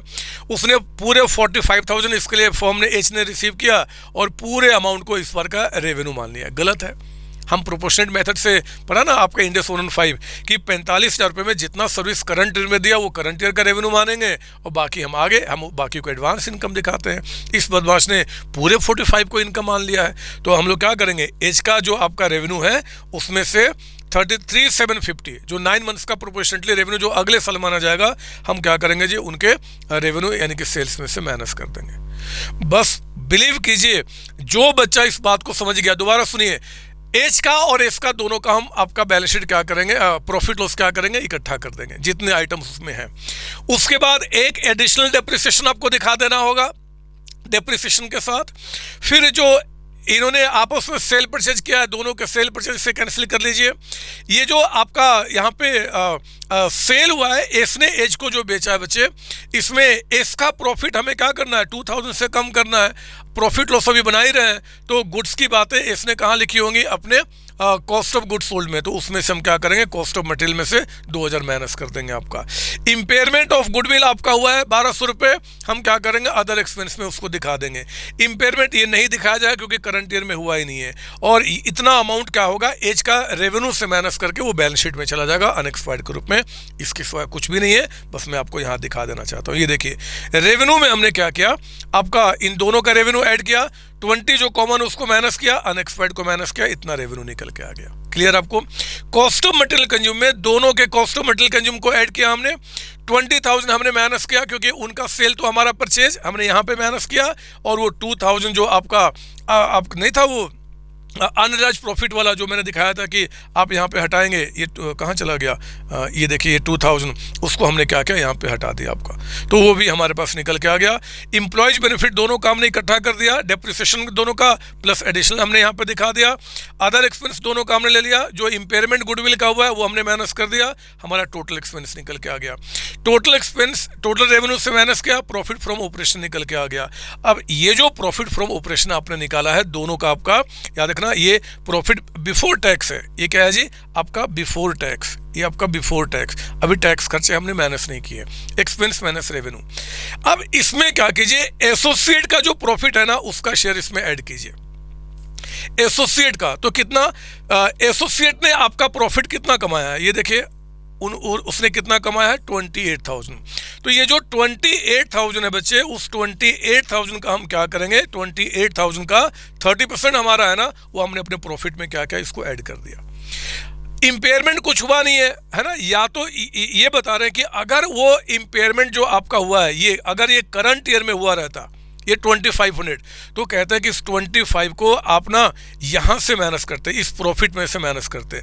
या तो आप यहाँ माइनस कीजिए, चाहे आप एक्सपेंस से माइनस कीजिए, माइनस तो करना ही पड़ेगा। तो वो कहते हैं कि आप ना उसको अदर एक्सपेंस में ना दिखा के, अगर जो एसेट्स 25% से इम्पेयर्ड हुआ है, अगर वो करंट ईयर में हुआ रहता, तो इससे कमाए हुए रेवेन्यू से ही इस खर्च को माइनस करके नेट अमाउंट यहाँ पर दिखा देना। कोई बात नहीं, आप ये कर लेना, इसमें कहीं कोई दिक्कत नहीं है आपका। तो अब हमारा क्या आ गया, प्रॉफिट बिफोर टैक्स आ गया, तीनों का मिला के, हम दोनों का आपका बिफोर टैक्स और इनका क्या जी आफ्टर टैक्स मिला के आपका जितना हमारा शेयर है। इसमें से अब क्या करो, प्रोविजन फॉर टैक्स बनाओ। कौन सा प्रोविजन जी, कौन सा टैक्स, तो हम दोनों का है ना, इन दोनों का, इसका मतलब लेना, क्योंकि इसका हमने नेट में से अपना शेयर ऐड कर लिया है। ये हमने क्या किया, आपका दोनों मिला के प्रोविजन फॉर टैक्स हमने यहाँ पे माइनस किया। प्लीज़ मेरे बच्चों, आधा घंटा लगेगा, 15 मिनट लगेगा, इस क्वेश्चन को एक बार हाथ से प्रैक्टिस कर लेना, क्योंकि ऐसे क्वेश्चन आ जाए तो फ्री के मार्क्स हैं। लेकिन अगर पहले से वो प्रैक्टिस नहीं किया ना तो चांसेस है कि कोई 1-2 पॉइंट आप मिस कर जाएंगे, बट एक बार प्रैक्टिस कर लिया तो हमेशा के लिए याद हो जाएगा। तो अब प्रॉफिट आफ्टर टैक्स आपका इतना निकल के आ गया। ये प्रॉफिट आफ्टर टैक्स को अब हम क्या करते हैं जी, जो शेयर हमारा है वो हमारे में ऐड हो जाएगा और जो एनसीआई वालों का है वो क्या होगा जी, एनसीआई में ऐड हो जाएगा। तो इसमें से एनसीआई को कितना मिलेगा पहले वो निकाल लीजिए, फिर हम लोग अपना, अब देखो यहाँ पे हम एनसीआई वालों का कैसे निकालेंगे, ध्यान दीजिए। एनसीआई वालों का शेयर निकालने के लिए बच्चे जरा बताओ, यहाँ पे एनसीआई वाला इसमें ही डिमांड करेगा ना, वो टोटल में थोड़े डिमांड करेगा, है ना। एस लिमिटेड में जो एनसीआई वो इसमें डिमांड करेगा। तो एस लिमिटेड के द्वारा डिक्लेयर किया हुआ प्रॉफिट कितना है, 36,000। इस 36,000 में जो आपको एडजस्टमेंट्स करना है पोस्ट प्रॉफिट से वो क्या क्या है, ये देखिए इस 36 में क्या क्या एडजस्टमेंट किया जाएगा। 36,000 के प्रॉफिट में एस का प्रॉफिट में से हमें कितना माइनस करना है, 2 प्रॉफिट लॉस से माइनस कर चुके, बट एनसीआई का शेयर निकालने के लिए कि इसमें से एनसीआई का कितना है, हम एक तो ये माइनस करेंगे, उसके पोस्ट में से प्रॉफिट में से एक ये माइनस करेंगे। ये भी मैं माइनस करता अगर वो गुडविल एनसीआई आपका प्रोपोर्शनेट टू गुडविल मेथड ना होता। तो वो कहा कि एनसीआई आपका proportionate to net assets method है, and proportionate to net assets method में जो गुडविल निकल के आता है ना उसमें एनसीआई का नहीं होता, सिर्फ हमारा होता है, पार्शियल गुडविल है, सिर्फ मेरा गुडविल है। तो फिर उनका शेयर निकालते समय हम ये माइनस नहीं करेंगे, हम उनमें से एक और एक 2 ही सिर्फ माइनस करेंगे और उसके बाद हम क्या करेंगे जी, उनका शेयर निकालेंगे। तो हमने बताया उनको, एनसीआई वालों को बोला कि देखो जी आपका प्रॉफिट आपने इतना डिक्लेयर किया था, उसमें से एक तो आपका अनराइज प्रॉफिट हटाइए, एक आप ये हटाइए, तो जो बचेगा हम उसी में से क्या करेंगे, आपका 20% निकाल कर आपको दे देंगे।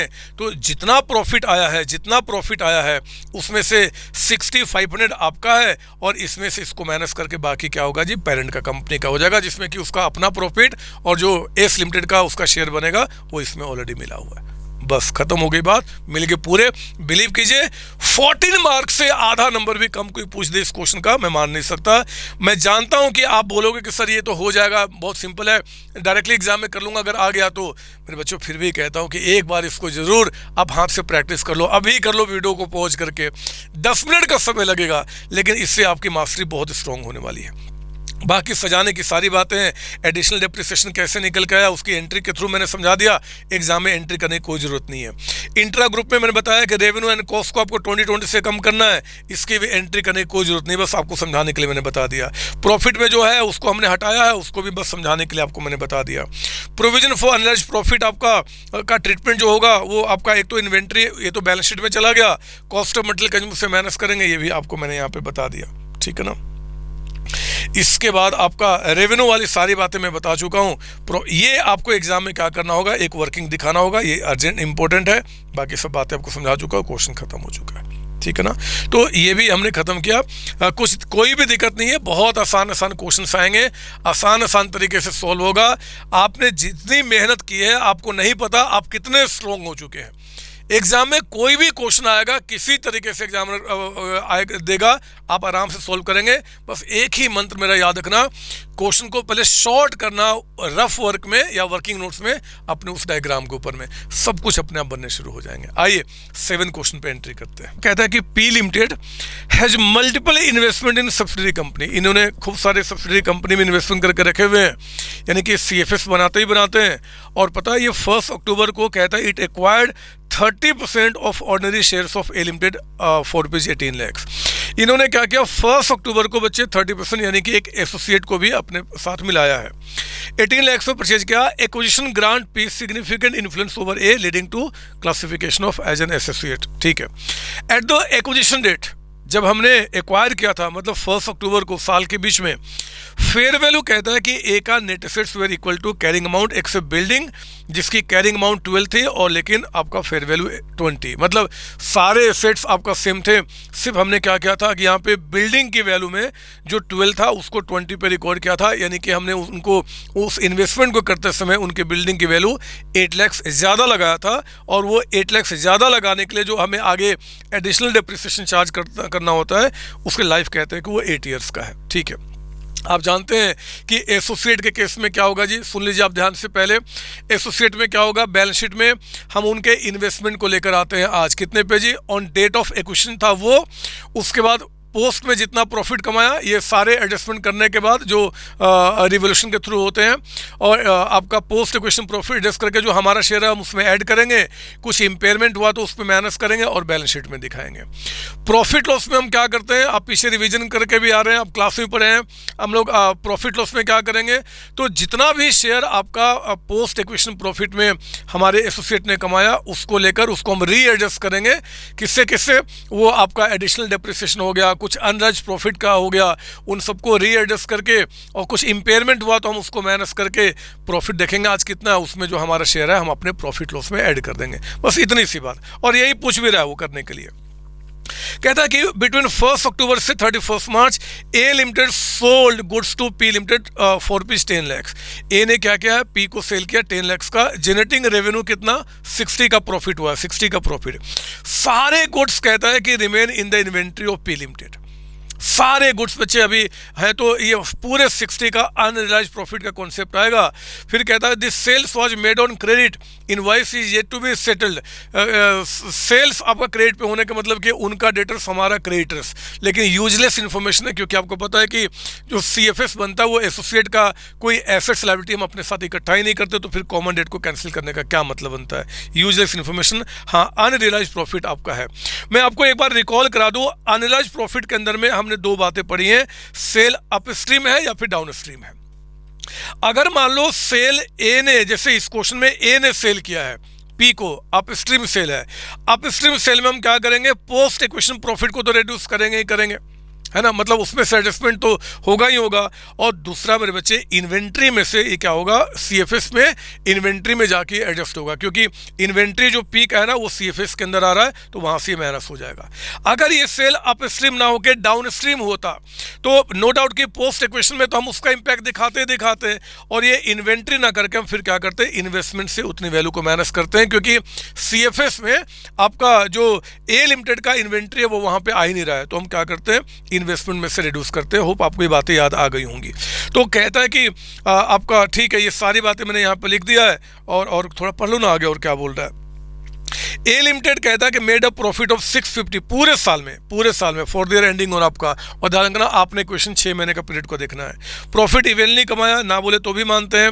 31 मार्च 24 को company P limited determine the investment in associate requires impairment. ओहो, एंड में उनका इंपेयरमेंट भी हुआ इन्वेस्टमेंट का, तो इन्वेस्टमेंट की वैल्यू 45 से कम कर देंगे, और जो हमारा प्रॉफिट में जो हमारा शेयर है, हमारा शेयर 30%, उसमें से हम इंपेयरमेंट माइनस कर देंगे, क्योंकि वो सोली हमें ही बियर करना होता है। Prepare extract for the consolidated balance sheet and consolidated statement of profit loss account, दोनों ही आपने पढ़ा हुआ है, रिवीजन में भी देख लिया है, क्लास में भी।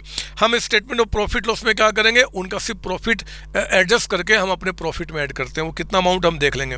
बैलेंस शीट में क्या आता है, सिर्फ आपका इन्वेस्टमेंट आता है, कितने पे, तो डेट ऑफ इक्वेशन का जो अमाउंट है वो पोस्ट इक्वेशन में जितना कमाया रीएडजस्ट करने के बाद उसमें हमारा शेयर माइनस इंपेयरमेंट करके हम दिखाएंगे। लीजिए, ये सारी बातें मैंने आपको यहाँ पे बता दी है, और वही चीज़ आपको यहाँ पे दिखाई देगा। ये वैल्यू कैसे है, यहाँ पे वर्किंग में देखिए। पहले मैं इन्वेस्टमेंट दिखा रहा हूँ कि ये जो हमारा इन्वेस्टमेंट आपका बैलेंस शीट में इतना कैसे आएगा। पहले आपको पता है ना, डेट ऑफ इक्वेशन का जो वैल्यू है वो ले लीजिए आप। इसके बाद पोस्ट इक्वेशन में जो आपने कमाया उसमें आपका शेयर, तो पोस्ट इक्वेशन प्रॉफिट उसने कितना कमाया, पूरे साल में कमाया 650। वो कह रहा है कि हमने पूरे साल में प्रॉफिट कितना कमाया है, 650 कमाया पूरे साल में। तो पहले 6 महीने का प्रॉफिट देखो, तो 650 में 6 महीने का हो गया ये आपका, उसमें हमारा हिस्सा कितना है, 30%, ये ले लीजिए। लेकिन सर हम तो इसको रीएडजस्ट करते थे, हाँ उसको अलग से कर लो, आप यहीं पे कर लो रीएडजस्टमेंट, और चाहो तो अगर यहाँ पे नहीं करने का मन कर रहा है तो पहले सारा रीएडजस्ट करके फिर अपना शेयर निकाल दो, आपकी मर्जी। तो पहले हमने क्या किया, वो ले लिया। अब वो एक्सेस डेप्रिसिएशन का देखो, अब इम्पैक्ट हमने दिखाया।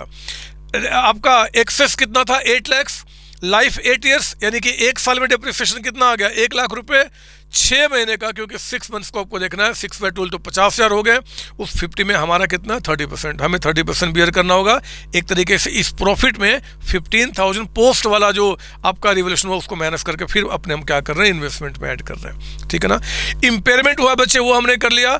और क्योंकि यहाँ पे सेल क्वेश्चन में क्या बता रहा है, अप स्ट्रीम है, तो अपस्ट्रीम में जो आपका अनराइज्ड प्रॉफिट होगा वो इन्वेंट्री, जो सीएफएस में इन्वेंट्री होगा हम उसमें माइनस करेंगे, इन्वेस्टमेंट से माइनस नहीं करते हैं, इसलिए हमने इन्वेस्टमेंट से माइनस नहीं किया, बस ये अमाउंट चला गया बैलेंस शीट के अंदर में, इसमें कोई डाउट आपको नहीं। अब हमारे प्रॉफिट लॉस में कितना अमाउंट जाएगा, तो मेरे बच्चे प्रॉफिट लॉस में कितना जाएगा, जितना आपने देखो ना, पहले यहाँ समझ लो, जितना आपने पोस्ट में कमाया वो ले लीजिए, उसमें से क्या करेंगे, एडिशनल डेप्रिसिएशन माइनस कर देंगे, ये जो आपका अनरियलाइज्ड प्रॉफिट आपका है, आपने जो आपका जो अनरियलाइज्ड प्रॉफिट है हम उसको माइनस कर देंगे, और उसमें से फिर हमारा कितना हो जाएगा, 30% का शेयर आपका, ठीक है ना। हाँ, इम्पेयरमेंट है तो इम्पेयरमेंट भी माइनस कर देंगे, आपका इम्पेयरमेंट भी था ना एक 45 का, जो भी हुआ सब पोस्ट में से तो एडजस्ट होता है। तो ये देखिए आपका हमने यहाँ पे दिखाया, आपका ये रहा 90। पहले हमने क्या किया जी, आपका 6 महीने का प्रॉफिट में हमने अपना शेयर लिया, इम्पेयरमेंट माइनस किया, पूरा हमें बियर करना है, एक्सेस डेप्रिसिएशन में हमारा कितना आ गया, 15 माइनस कर दिया, अनराइज्ड प्रॉफिट हमारा यहाँ पे 18, पूरे 60 मत कर देना, 60 तो टोटल पोस्ट में है ना, उसमें से हमारा कितना है 30%, तो वो माइनस करके 19,500 वो आपके बैलेंस शीट में चला जाए, अब प्रॉफिट लॉस में चला जाएगा, एंड सो ऑन। तो इतने काम करने के एग्जाम में मेरा मानना है कि 7 मार्क्स का क्वेश्चन ही बन सकता है, प्यारा सा क्वेश्चन है, आप जरूर कर जाएंगे, कोई डाउट इसमें नहीं। 8 क्वेश्चन मैं नहीं कराने वाला, ऊपर में जो एनसीए कराया था ना, फुल गुडविल एंड पार्शियल वाला, एग्जैक्टली सेम इंस्टीट्यूट ने दोबारा रिपीट कर दिया है, तो मैं क्यों कराऊं, इसको आप खुद प्रैक्टिस कर लेंगे, आपको सारी बातें समझ में आ जाएंगी, ठीक है ना। सेम क्वेश्चन है, उन्होंने बस यहाँ पे 2 बार डाल दिया है।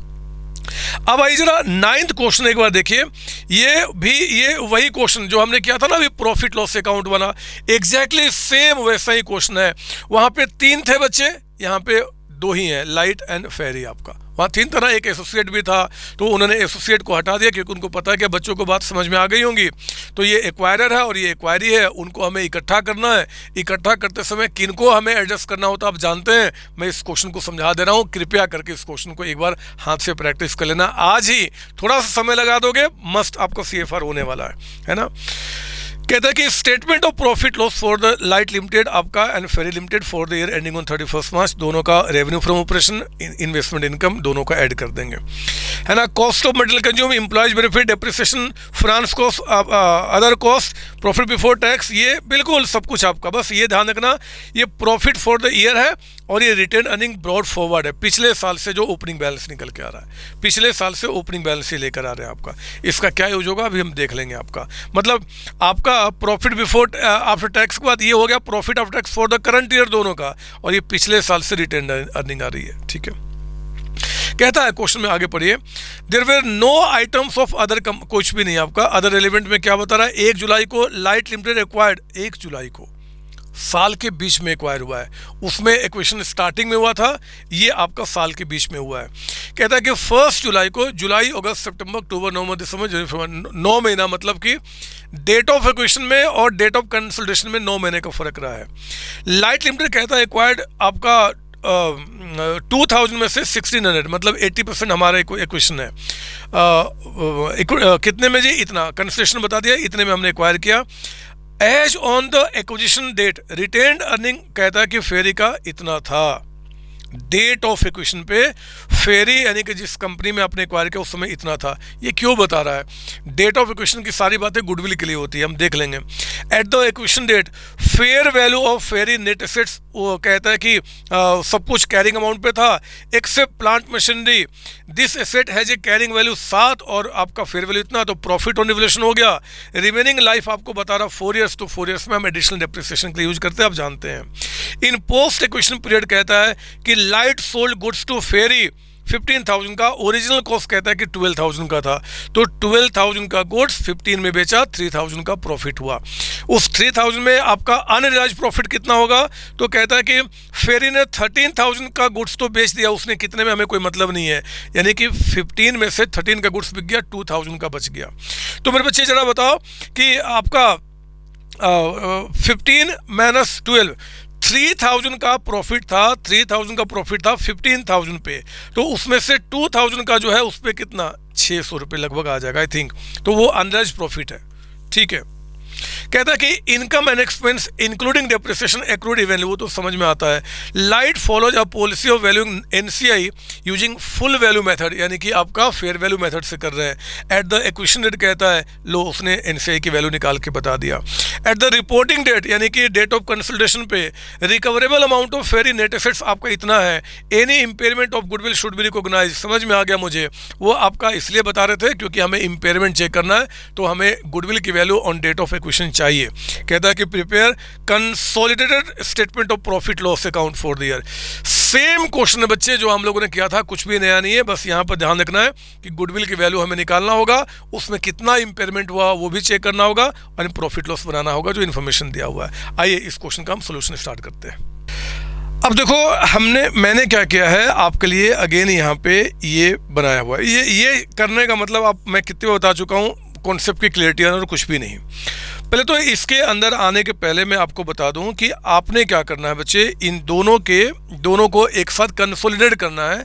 लेकिन ध्यान रखना होगा कि लाइट का तो सब कुछ आएगा एज इट इज, लेकिन फेरी में जितने सारी चीज़ें हैं उन सबको आप अपने साथ नहीं मिलाओगे। सिर्फ 9 मंथ्स प्रोपोर्शनेटली जो 9 मंथ्स का अमाउंट होगा वही लिया जाएगा, क्योंकि डेट ऑफ इक्वेशन से जो आपका डेट ऑफ कंसल्टेशन सिर्फ 9 महीने गुजरे हैं, तो इसका भी 9/12, इनका भी, ये जितने भी नाम है सबका क्या करेंगे हम 9/12 लेके चलेंगे। यहाँ तो कोई डाउट आपको नहीं सर ना। अब हमें ये तो ठीक है, अब समझ में आ गया, लेकिन इनमें कौन कौन जब कंसोलिडेट किया जाएगा तो कौन कौन सा ऐसा चीज़ है जिसका कि हम आपका उनके पोस्ट इक्वेशन प्रॉफिट से जिनका एडजस्टमेंट होता था ना, जो बैलेंस पिछले क्वेश्चन बताया था कि बैलेंस शीट में जो प्रॉफिट लॉस आपका इनका या इनका आएगा, उसमें से जो भी कुछ हम एडजस्ट करते थे बैलेंस शीट में वो हम क्या करेंगे प्रॉफिट लॉस बनाते हुए ही कर जाएंगे।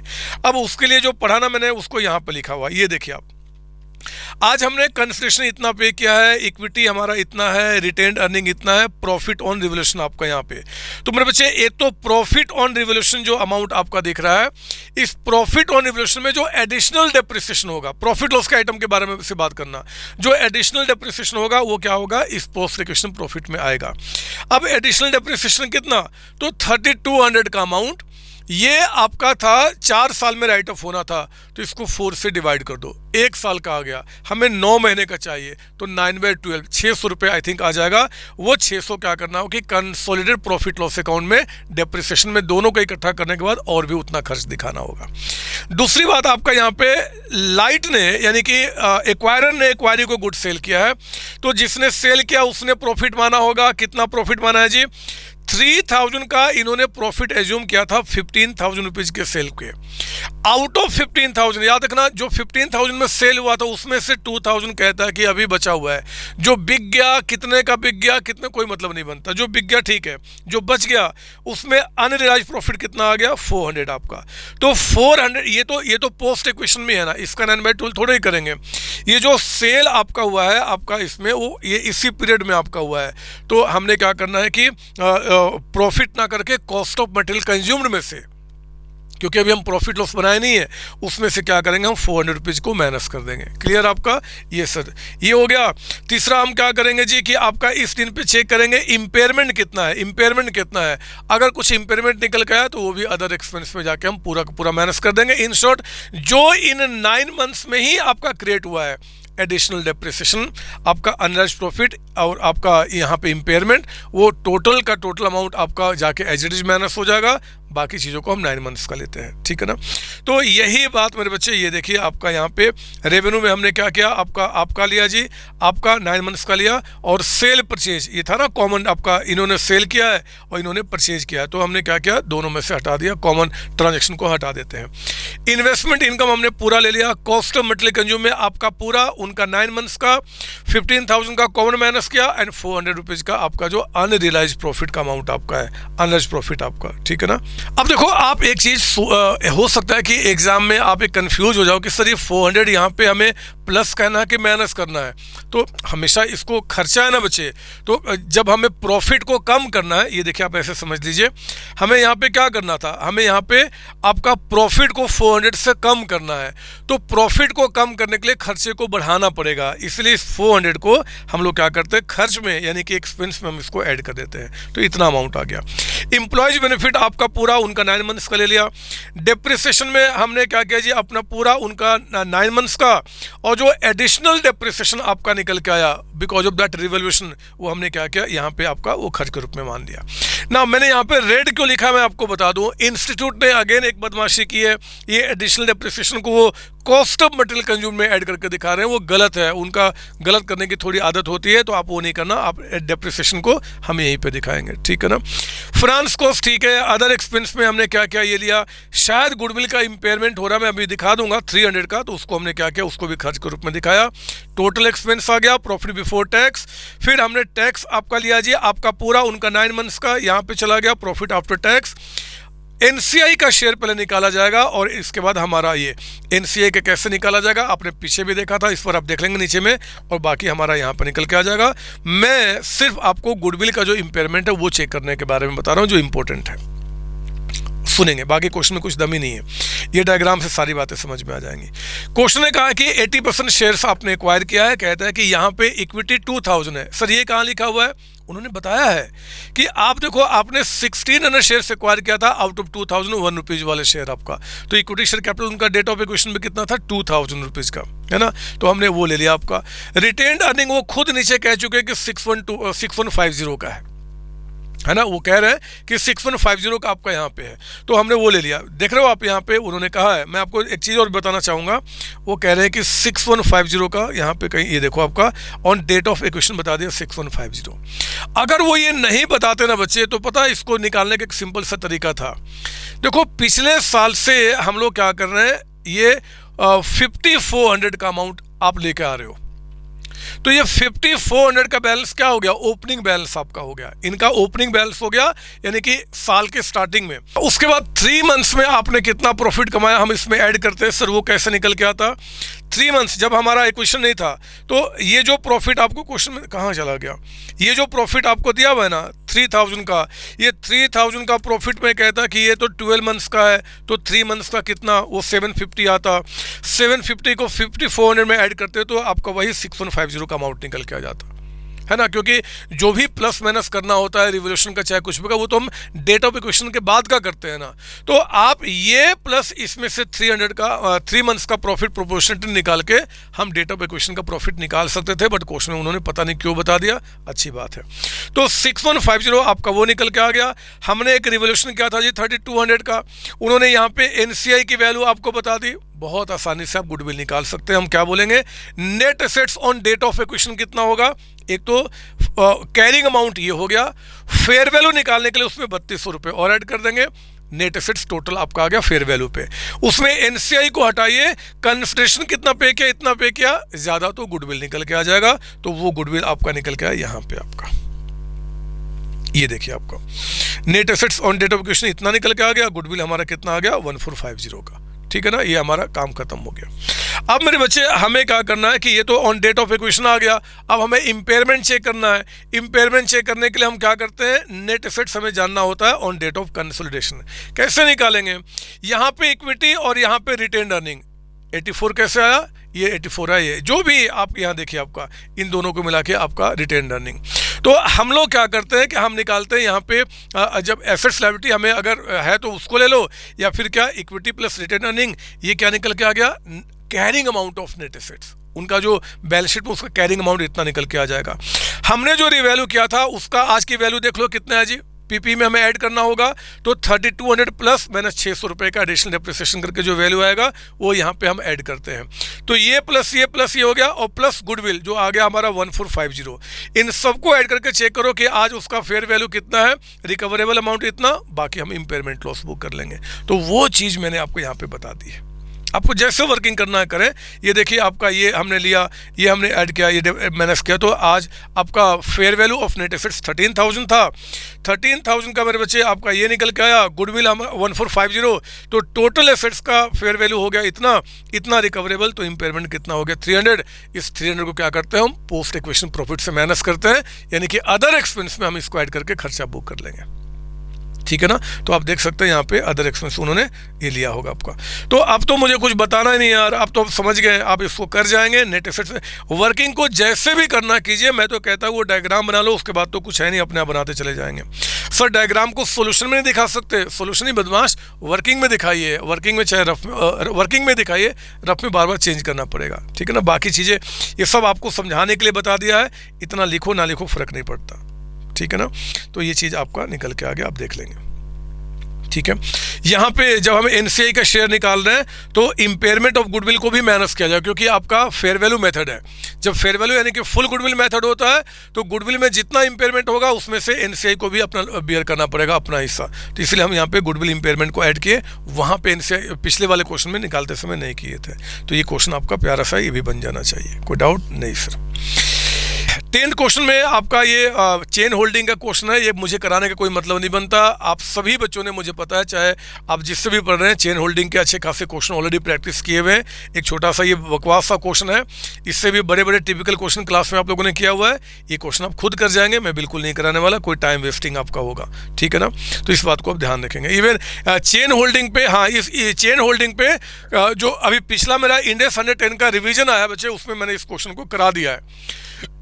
ऐसा क्वेश्चन मैंने करा दिया, वहाँ देख लीजिए, सारी बातें आप रिकॉल हो जाएंगी। अगर आप बदमाश बच्चे हैं और पिछला अभी जो 4-5 दिन पहले इंडेक्स 110 का रिवीजन लेक्चर डाला है, अगर आपने उसको नहीं देखा है तो ठीक है ना, ये हो जाएगा आपका। यहाँ पे मैं इसको नहीं कराने वाला।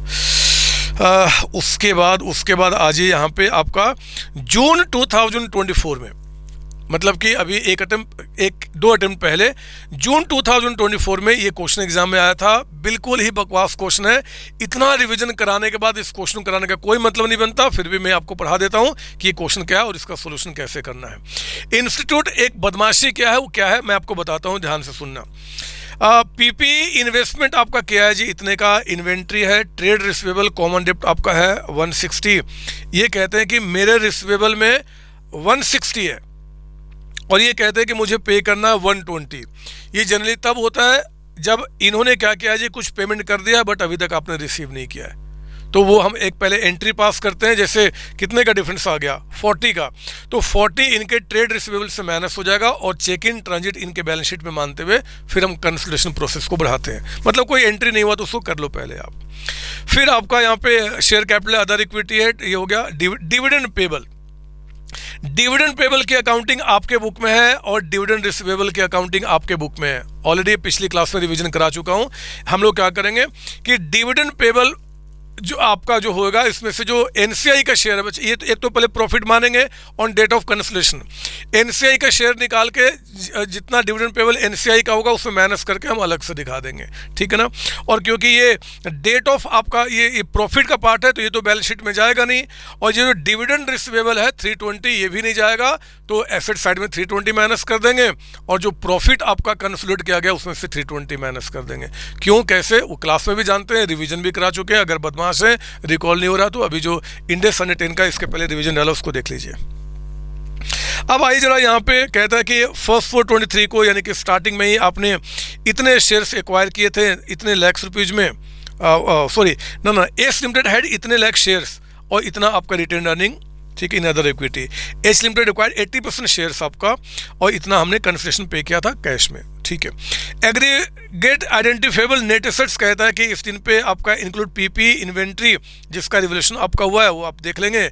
एनसीआई को मेजर किया जाएगा फेयर वैल्यू पे। गुडविल इम्पेयर्ड हुआ है तो गुडविल अगर 100 से इम्पेयर्ड हुआ तो डेट ऑफ इक्वेशन में, डेट ऑफ कैंसलेशन पे जितना गुडविल स्टार्टिंग में था वो माइनस हो जाएगा एंड पोस्ट इक्वेशन प्रॉफिट से हम जाके माइनस कर देंगे। क्योंकि इस क्वेश्चन में हमें प्रॉफिट लॉस नहीं बनाना तो बैलेंस शीट में ही पोस्ट में से माइनस हो जाता है, ठीक है, गुड्स सोल्ड क्या आपका, ये अनराइज्ड प्रॉफिट का कॉन्सेप्ट हो गया, वही चेक इशू जो बता दिया मैंने यहाँ पे। Dividend payable represents dividend declare, ये तो आप जानते ही हैं। हाँ देखो अब एग्जामिनर ने क्या किया है, dividend payable represents dividend declare out of pre equation. आपको पता है कि अब प्री पोस्ट का कोई कॉन्सेप्ट ही नहीं है। इंस्टीट्यूट को कितनी बार बोल चुके हैं, पता नहीं कब समझेंगे। ये पता है क्वेश्चन कहाँ से उठाते हैं, AS14 से पहले जो आते थे, जो जहाँ पे AS होता था उनमें इनका अलग ट्रीटमेंट हुआ करता था। इंडेक्स में प्री पोस्ट का कोई मतलब ही नहीं बनता।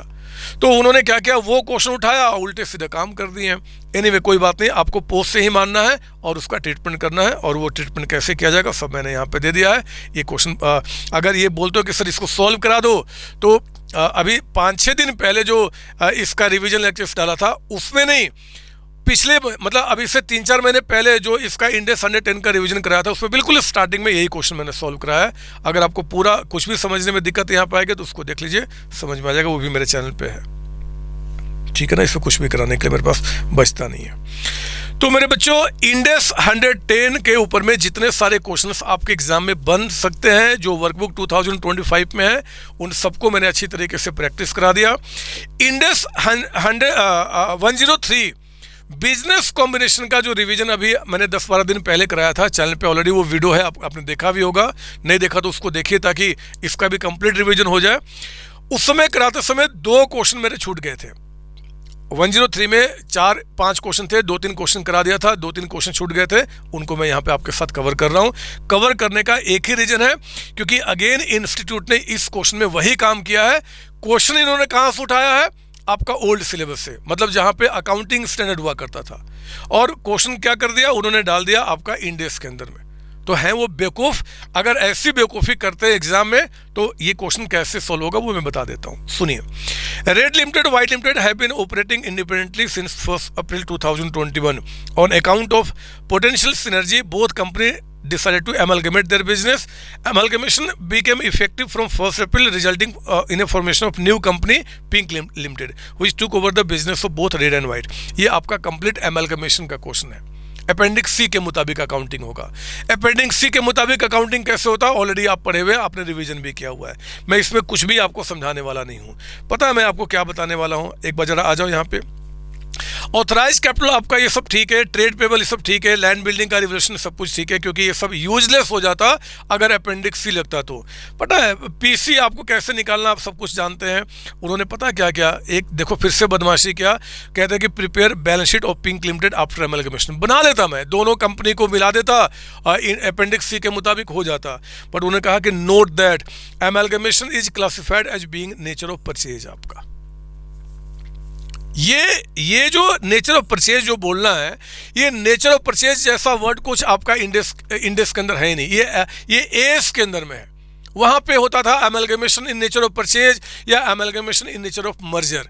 मर्जर को आज जो हम अपेंडिक्स सी के अकाउंटिंग में जानते हैं, और परचेज यानी कि आपका एक्विजिशन मेथड, एक्वायर करना, परचेज करना वो बोलना चाहते हैं। तो यहाँ पे इन्होंने क्योंकि ऐसा बोल दिया बच्चे, इसलिए अब आपको क्या करना होगा, इंडेक्स 103 के मुताबिक अकाउंटिंग करना होगा। उनके एसेट्स लायबिलिटी को फेयर वैल्यू पे लेकर आना पड़ेगा, उनका जो पीसी भी निकालना होगा, उसमें जो इक्विटी इशू हो रहा है वो भी फेयर वैल्यू पे रिकॉर्ड करना होगा, और बाकी चीज़ें ऑलरेडी आप जानते हैं। तो यहाँ पे ज़्यादा कुछ समझाने का मतलब नहीं बनता है। इससे भी टिपिकल क्वेश्चन किए हुए, आप एक बार देख लेना, आपको मजा आ जाएगा, है ना, कोई दिक्कत नहीं है। ये मैंने सोल्यूशन आपको इसमें दे दिया है, सोल्यूशन को मैंने सजा दिया है उनके मुताबिक नहीं, थोड़ा अच्छी तरीके से, तो आपको कोई दिक्कत नहीं आएगी।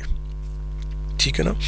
इसके बाद एक क्वेश्चन यहाँ देखिए आपका रिवीजन क्वेश्चन नंबर 2। ये क्या है, मतलब कि जितने 2-3 क्वेश्चंस मैंने पिछली बार करा दिए थे, जो बच गए वो रिमेनिंग में आपको यहाँ पे करा रहा हूँ। आइए पढ़िए रिवीजन क्वेश्चन नंबर 2।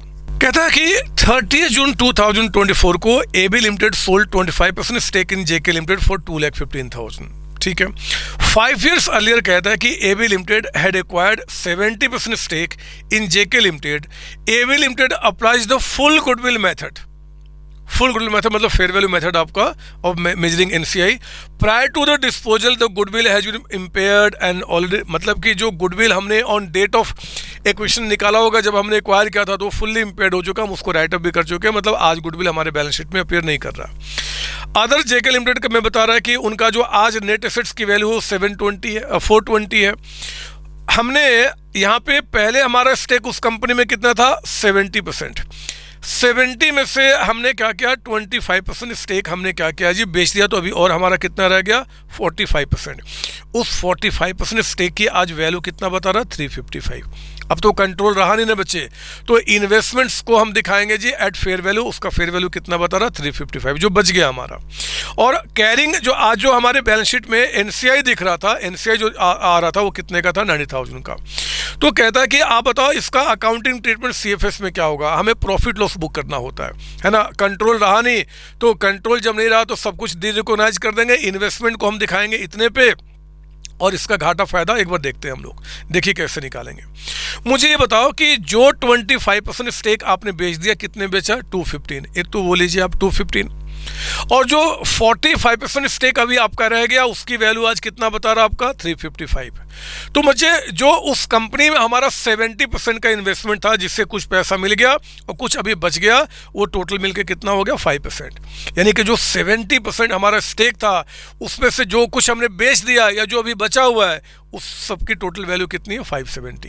ये क्वेश्चन बहुत आसानी से एमसीक्यू में 2 नंबर में आ सकता है, तो ध्यान रखना आप 570। ये 570 जो 70% की आज हम वैल्यू बता रहे हैं, एक बार देखते हैं कि वो बुक में कितने पे अपीयर कर रहा है। तो कह रहा है कि नेट एसेट्स जो था बच्चे इस कंपनी का आज वो 420 है, इसमें से एनसीआई वालों का 90 है, तो आपका 420 यानी कि टोटल में से एनसीआई का हटा दो तो जो 70% हमारे पास स्टेक है वो बुक में कितने पे अपीयर कर रहा है 330।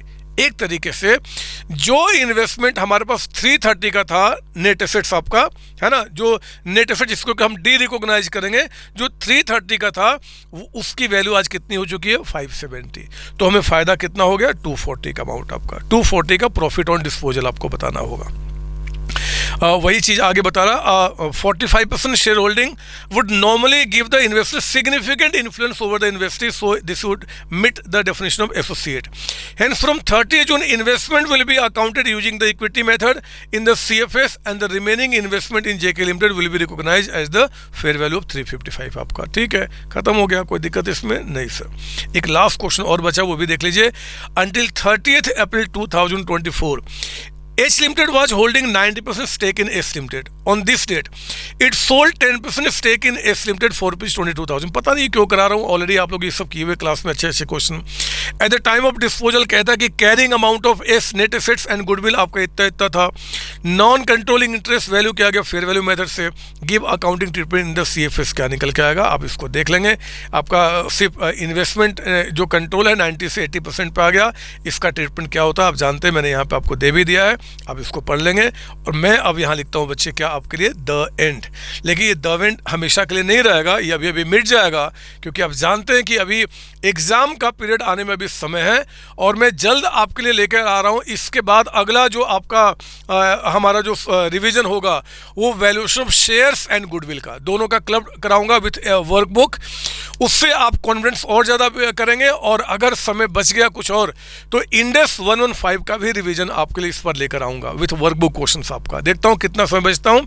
मुझे पता है कि आप वीडियो देखेंगे, आप इसको एंजॉय करेंगे, फ़ायदा उठाएंगे, बट लाइक नहीं करेंगे, तो आपकी आदत बदमाशी वाली है। एनीवे कोई बात नहीं, फिर भी अपनी सर्विस आपके लिए तब तक देते रहूँगा जब तक जिंदा हूँ, आपके लिए ही हूँ और सिर्फ आपके लिए रहूँगा। ऑल द बेस्ट बच्चे, मिलता हूँ जल्द इसके आगे कंटिन्यू करने के लिए, अगले चैप्टर का रिवीजन कराने के लिए। थैंक यू बच्चों, थैंक यू। इसका नोट्स डाउनलोड कर लेना, संभाल कर रखना, ये सब एग्जाम के टाइम पे आपको हेल्प करने वाले हैं। Thank you.